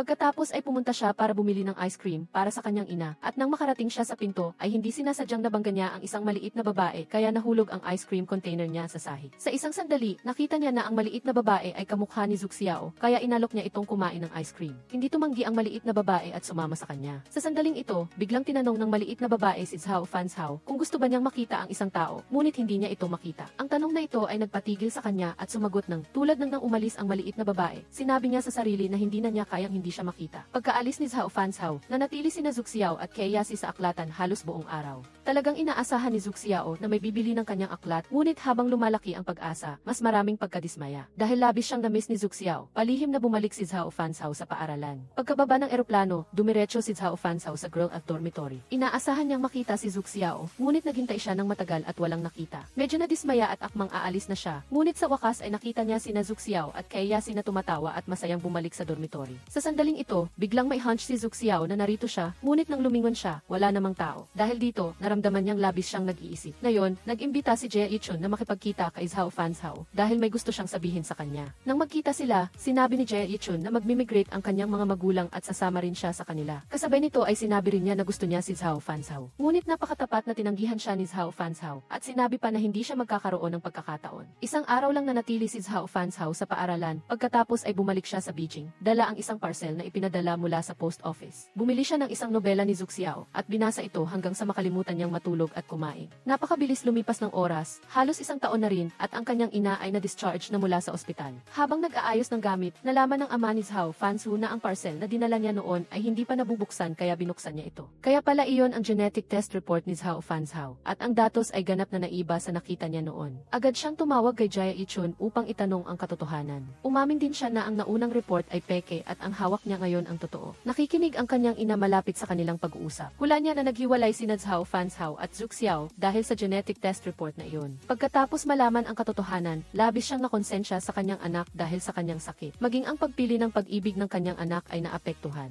Sa huli ay hinikayat niya si Zhao Fanzhao na huwag mag-atubiling habulin muli si Zhu Xiao. Kinabukasan, bumalik si Zhao Fanzhao sa pamilyar na pinto ng girl at dormitory. Malakas ang ulan noon at nang marinig niya ang pamilyar na boses ay lumingon siya at nakita si Zhu Xiao na bumaba upang magtapon ng basura. Agad siyang lumapit at inabot ang payong kay Zhu Xiao at nagkausap lang silang dalawa na matagal na silang hindi nagkita. Ngunit sa pagkakataong ito, hindi na masaya si Zhu Xiao tulad ng dati at nagmamadaling bumalik sa dormitory. Magkakaroon ng exhibition sa aklatan at nalaman din ni Zhao Fanzhao ang balitang ito mula kay Xi Yixing. Kinabukasan, pumunta si Zhao Fanzhao sa exhibition venue at palagi siyang nasa tabi ni Zhu Xiao. Upang maiwasan ang kahihiyan, tumakas si Zhu Xiao mula sa exhibition center. Hinawakan ni Zhao Fanzhao ang kamay ni Zhu Xiao at sinabing gusto niyang magsimula silang muli, ngunit naramdaman ni Zhu Xiao na parang isa siyang biro. Patuloy na ipinaliwanag ni Zhao Fanzhao na nagkamali siya sa pag-aakalang magkakasakit siya. Ngunit ilang araw pa lamang ang nakalipas ay nalaman niyang pineke ni Jia Yichun ang kanyang test result at wala siyang posibilidad na magkaroon ng sakit. Ngunit pagkatapos marinig ito, sinabi lang ni Zhu Xiao na naiintindihan niya at naisip niyang sa kanyang paningin, siya ang taong hindi kayang makibahagi sa mahihirap na bagay kasama niya. Matapos may paliwanag ng malinaw ang hindi pagkakaintindihan, gumaan ng labis ang pakiramdam ni Zhu Xiao. Ngunit ayaw niyang patawarin si Zhao Fanzhao dahil napakalaki ng sakit na idinulot niya. Maaga kinabukasan, paggising ni Zhou at Fang Wei, nakita nila sina Zhu Xiao at Tao Ling na nakahiga sa sahig. Umiyak ng gusto si Tao Ling dahil sa paghihiwalay. Sa kabilang banda, pumunta sina Professor Hu at Zhao Fanzhao sa kantin upang kumain at nagkita sila ni Xi Yixing at Zhu Lu nang hindi sinasadya. Labis siyang nalungkot sa biglaang paghihiwalay ni Zhao Fanzhao at Zhu Xiao, kaya ayaw niyang sumama si Zhao Fanzhao sa kanila sa aklatan. Si Tao Ling naman ay sumama kay Zhu Xiao pababa sa bakuran ng dormitory. Umaasa pa rin siyang darating si Fang Wei para hanapin siya. Ngunit si Zhao Fanzhao lang ang nakita niya na nagdadala ng almusal para kay Zhu Xiao. Kahit na nakakaawa ang mukha ni Zhao Fanzhao, matigas pa rin tumanggi si Zhu Xiao na tanggapin ito. Simula nang bumalik si Zhao Fanzhao, nag-aalala si Kay Yasi na magkakabalikan sila, kaya tinanong niya si Zhu Xiao tungkol dito. Ngunit nagkataon na dumating si Zhao Fanzhao sa exhibition center upang tumulong sa lahat. Nanatiling malamig si Zhu Xiao sa kanya. Sa panahon ng pag-aayos ng exhibition, palaging nag-uunahan sina Kay Yasi at Zhao Fanzhao na tulungan si Zhu Xiao. Pagkatapos ay tumakbo si Kay Yasi palabas sa hall at nagkataong nakita niya si Tao Ling na nag-aalangan kung tatawagan niya si Fang Wei o hindi. Nalilito rin si Kay Yasi tungkol sa pagbabalik ni Zhao Fanzhao. Pagkatapos ay narinig niyang sinabi ni Tao Ling na sinundan ni Zhao Fanzhao si Zhu Xiao palabas kaya agad niya silang hinanap. Sa loob, inutusan ni Teacher Huang si Zhao Fanzhao na pumunta sa literature room para tulungan si Zhu Xiao na maghanap ng sinaunang Chinese characters. Nag-iisa silang dalawa sa literature room at medyo pamilyar ang eksenang ito. Nag-ayos siya ng mga libro para maging mga salita na bigyan mo ako ng isa pang pagkakataon at tinawag si Zhu Xiao para tingnan. Masaya rin si Zhu Xiao, ngunit nagpanggap na seryoso at sinabihan siyang ibalik ang mga libro sa dating pwesto bago umalis. Paglabas ni Zhu Xiao sa literature room, biglang dumating ang lindol at nataranta ang mga estudyanteng tumakbo palabas ng aklatan. Akala ni Zhao Fanzhao ay nasa loob pa rin si Zhu Xiao, kaya tumakbo siya pataas para hanapin siya. Ngunit sa katunayan, nakalabas na si Zhu Xiao sa aklatan. Nang hindi niya makita si Zhao Fanzhao, agad na sumugod si Zhu Xiao upang hanapin siya. Sa kabutihang palad ay nakita siya ni Zhu Xiao, ngunit nasugatan sa likod si Zhao Fanzhao dahil sinangga niya ang scaffolding para kay Zhu Xiao. Kasabay nito, tumakbo din si Kay Yasi kasunod ni Zhu Xiao, kaya nasugatan din siya at pagdating niya sa hall ay nakita niya sina Zhu Xiao at Zhao Fanzhao na napakalapit. Kaya nagkunwari si Kay Yasi na ayos lang at hinila ang manggas pababa para itago ang kanyang sugatang braso. Nasugatan din si Tao Ling sa lindol. Nang malaman ito, agad na sumugod si Fang Wei sa school infirmary para kumustahin siya. Sinabi ni Fang Wei kay Tao Ling na gusto niya siya, ngunit kailangan niyang sumama sa kanyang research professor ngayon. hindi na niya talaga siya masasamahan pa. Sinabi rin ni Tao Ling sa kanya na ang gusto niya lang ay makasama siya. Ngunit wala talagang ibang pagpipilian si Fang Wei. Sa huli ay magaan siyang nakipaghiwalay kay Tao Ling. Sa kabilang banda, binihisan na ng doktor ng paaralan ang sugat ni Zhao Fanzhao. Sinabihan pa ng doktor si Zhu Xiao na tulungan ang kasintahan na magbihis. Kinailangan ni Zhu Xiao na lakasan ang loob para pumasok dahil takot siya sa dugo kaya ayaw niyang tulungan siya nito sa pagbibihis. Ngunit sinabi ni Zhu Xiao na ayos lang. Pumikit siya habang tinutulungan siya nitong magbihis. Nang hilahin niya pababa ang damit, hindi sinasadyang nahawakan ni Zhu Xiao ang abs niya kaya pareho silang medyo nailang. Dahil narinig ang balita ng lindol, tumawag ang ina ni Zhao Fanzhou para tanungin kung ayos lang sila ni Zhu Xiao at tinanong din kung nagkabalikan na sila. Taos pusong sinabi ni Zhao Fanzhou na ayos lang sila, ngunit hindi pa rin sila nagkakabalikan. Nang marinig ang sinabi ng kanyang anak, medyo nag-alala siya. Nagplano siyang tulungan siyang makahanap ng paraan upang ayusin ang relasyon nila. Inabisuhan ng paaralan ang mga mag-aaral na matulog sa playground ng paaralan upang maiwasan ang mga aftershock. Nauna na rin si Xi Yixing na tumulong sa kanila na magkaroon ng magkalapit na posisyon. Nang makatulog na ang lahat, luminga si Zhu Xiao sa paligid ng playground, ngunit hindi niya nakita si Kei Yasi kaya nagpadala siya ng mensahe upang tanungin kung nasaan siya at naisip niyang naglalaro siya. Sa katunayan, naghahanap siya ng tahimik na lugar para maupo at kalmadong pag-iisipan ang kanyang relasyon kay Zhu Xiao. Nagpadala si Zhu Xiao ng mensahe kay Kei Yasi na nagtatanong kung ano ang iniisip niya tungkol sa relasyon nila ni Zhao Fanzhao. Ngunit sumagot lang siya na sigurado siyang mayroon na siyang sagot sa kanyang puso. Pagsapit ng gabi, hindi makatulog si Zhu Xiao kaya umupo siya. At nagkataong nakita si Zhao Fanzhou na nakatingin din sa kanya ng may pagmamahal. Kinabukasan, habang bumibili si Zhu Xiao ng almusal, tinawagan siya ng ina ni Zhao Fanzhou at inanyayahan siyang sumama sa kanila kumain. Nag-isip muna si Zhu Xiao sandali at pagkatapos ay masayang pumayat. Pagdating ni Zhu Xiao, sinadya niyang maglaro upang maantala ang oras. Ang totoo, gusto niyang hintayin si Zhao Fanzhou na umuwi para maghapunan sila ng magkasama. Kaya, nagkita silang tatlo ng may pagkailang.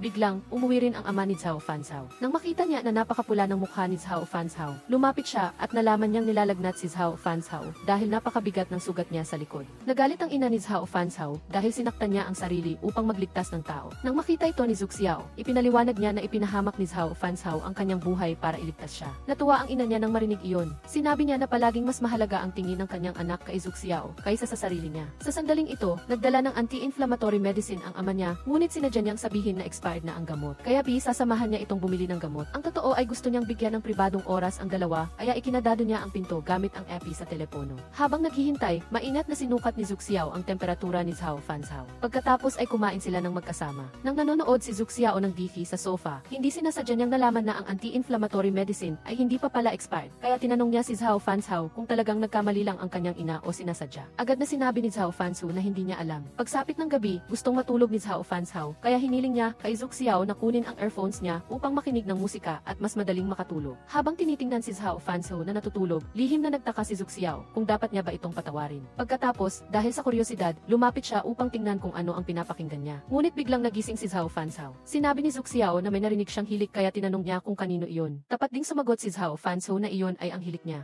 Sinasabi ni Zhu Xiao na tanggalin na, pero kung hindi niya pakinggan ay hindi siya makatulog. Walang nagawa si Zhu Xiao, kundi hayaan siyang makinig. Huli na ng oras, upang mas manatili si Zhu Xiao sa tabi niya, uminom si Zhao Fanzhou ng mainit na tubig at nagsukat ng temperatura. Lumabas na umabot sa 42 degrees Celsius ang thermometer. Alam ni Zhu Xiao na nililin lang siya, kaya hindi siya masaya. Pero nagmakaawa si Zhao Fanzhou sa kanya para patawarin siya. Takot na umalis si Zhu Xiao, kaya kibuong tapang niya itong hinalikan sa labi. Gayunpaman, hindi siya itinulak ni Zhu Xiao sa pagkakataong ito. Nagbalik ang init ng kanilang ugnayan. Seryoso ring sinabi ni Zhao Fanzhou kay Zhu Xiao na hindi na niya ito papakawalan pa sa pagkakataong ito. Sa sandaling ito, nakatanggap si Zhu Xiao ng tawag mula kay Zhao Lu. Dahil mayroon siyang susi para sa silid, humingi ng tulong sa kanya si Zhao Lu. Nag-aalala si Zhao Fanzhou para kay Zhu Xiao. Inamin niya na mabubuksan ng kanyang cellphone ang pinto. Pagkatapos ay sabay silang lumabas upang iligtas si Zhao Lu. Sa dormitory room, paggising ni Fang Wei, nagulat siya nang makita si Tao Ling na masikap na nag-aaral. Ginising din niya si Zhu Xiao dahil may class siya kasama si Zhao Fanzhou.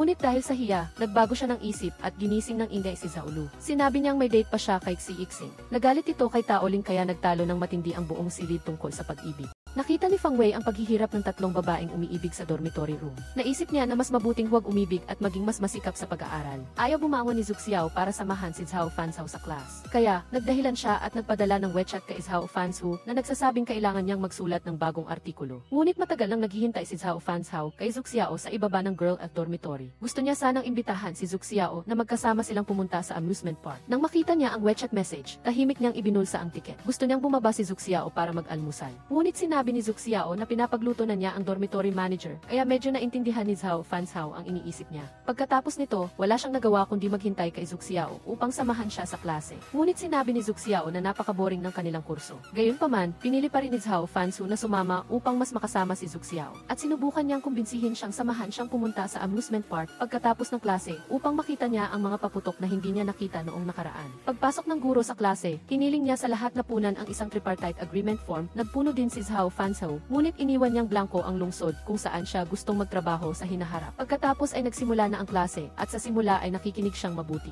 Hinawakan niya ang kamay ni Zuxiao at tinanong kung gusto niya bang magkasama silang pumunta sa amusement park sa hapon. Nagkataong nakita nila si Professor Hugh. Alam niya na nagsinungaling si Zhao Fanzhao na may family emergency para makasama si Zuxiao. Ang resulta ay pinarusahan sila ng professor na magkasamang maglinis ng laboratory. Habang nagpupuna si Zuxiao ng kabinet, bigla siyang nakakita ng isang itim na pouch na nakakalat sa sahig. Naalala niya ang eksena ng paghihiwalay noong nakaraan, kaya labis siyang nagalit. Hindi niya napigilan ang kanyang damdamin at kinagat ang pulso ni Zhao Fanzhao hanggang sa dumugo. Ang hindi pangkaraniwang kilos ni Zuxiao ay medyo nag-alala sa kanya. Nang kumalma siya, ipinaliwanag niya na natatakot pa rin siya na bigla siyang makikipaghiwalay muli sa kanya. Pagkatapos ay sunod-sunod niyang tinanong kay Zhao Fanzhao ang lahat ng mga katanungan na gumugulo sa kanyang isip. Pagkatapos sumagot, biglang nag-alok si Zhao Fanzhao kay Zuxiao na magpakasal. Sinubukan ni Zuxiao na maghanap ng dahilan upang baguhin ang paksa, ngunit seryoso talaga si Zhao Fanzhao. Mayroon na talaga siyang mga plano para sa hinaharap. Kung saan man magtrabaho si Zuxiao pagkatapos ng graduation, susunod siya. Kapag matatag na ang trabaho, maaari silang bumili ng maliit na bahay at magkaroon ng ilang anak. Nang marinig ni Zuxiao ang tungkol sa mga anak, agad niyang inutusan si Zhao Fanzhao na huminto. Tinanong din ni Zhao Fanzhao ang mga plano ni Zuxiao sa hinaharap. Ngunit sinabi niyang hindi siya magaling sa pagpaplano, kaya susundin na lang niya ang kanyang plano. Habang nagsasalita, tumindig siya sa kanyang mga daliri at marahan hinalikan sa labi si Zhao Fanzhao. Sa wakas ay dumating na ang araw ng graduation. Naghahanda na sina Zuxiao at ang lahat sa dormitory ng kanilang damit at nagme-makeup. Dahil mahalaga ang araw na ito, sinabi ng lahat kay Zhaolu na mag-makeup ng mas matingkad upang maging mas maganda siya sa stage. Sa kabilang banda, ipinagkatiwala ni Xiixing kay Zhao Fanzhao ang pagbili ng almusal. Pumunta naman siya kay Kaeyasi upang pag-usapan ang plano niyang mag-propose kay Zhaolu. Hindi pa rin naglakas loob si Zuxiao na imbitahan ang kanyang mga magulang sa graduation ceremony dahil hindi pa nila alam na nagkabalikan sila ni Zhao Fanzhao. Ngunit sa pamamagitan ni Kaeyasi, dumating sila sa paaralan sa araw ng graduation. Pagdating ng mga magulang ni Zuxiao sa paaralan, nagulat silang malaman na nagkabalikan na sina Zuxiao at Zhao Fanzhao at hinabol nila si Kaeyasi upang tanungin kung ano ang nangyayari at sinundan pa siya hanggang sa auditorium. Sa pinto ng graduation auditorium, biglang nakita ni Taoling si Fang Wei. Ngunit sa halip na iwasan siya, kalmado siyang bumati sa kanya dahil sa pagtanggap sa graduate school ng Shanghai University at pagkatapos ay umalis. Sa kabilang banda, habang nagkukuha ng litrato sina Zuxiao at Zhao Fanzhao na magkasama, pumasok ang mga magulang ni Zuxiao. Galit siyang tinawag ang kanyang anak na babae palabas upang kausapin siya. Mariin niyang tinututulan ang pagsasama nilang dalawa at iginiit na maghiwalay sila. Hindi alam ni Zuxiao kung paano magpapaliwanag sa kanyang ama, kaya kailangan niyang umiyak at humingi ng tawad ng paulit-ulit. Sa sandaling ito, tinawagan ng ina ni Zhao Fanzhao si Zuxiao at sinabing kakausapin niya ang mga magulang ni Zuxiao tungkol sa bagay na ito. Sa oras na ito, inimbitahan si Xiixing sa entablado upang magtalumpati at nagkataong hiniling niya kay Kaeyasi na ihanda ang screen projector upang mag-propose siya kay Zhaolu. Pagkatapos magtalumpati ni Xiixing sa ngalan ng mga natatanging graduate, lumuhod siya at nag-propose kay Zhaolu at umaasang papayag siyang magpakasal sa kanya. Nadama ng pamunuan ng paaralan na napakabuli ng batch ng mga mag-aaral na ito at lahat sila ay gumawa ng gulo sa graduation. Tinawag pa ang pangalan ni Kaeyasi ng pamunuan kaya nataranta siyang tumakas mula sa graduation ceremony. Samantala, sina Zuxiao at Zhao Fanzhao ay nakaupo sa bench at nag-iisip. Biglang lumapit ang mga magulang ni Zuxiao kasama ang ina ni Zhao Fanzhao. Lumalabas na sinabi ng kanyang ina ang lahat ng dahilan at sanhi sa kanila at umiyak ng husto, kaya sa ilang bahagi ay tinanggap na siya ng ama ni Zuxiao.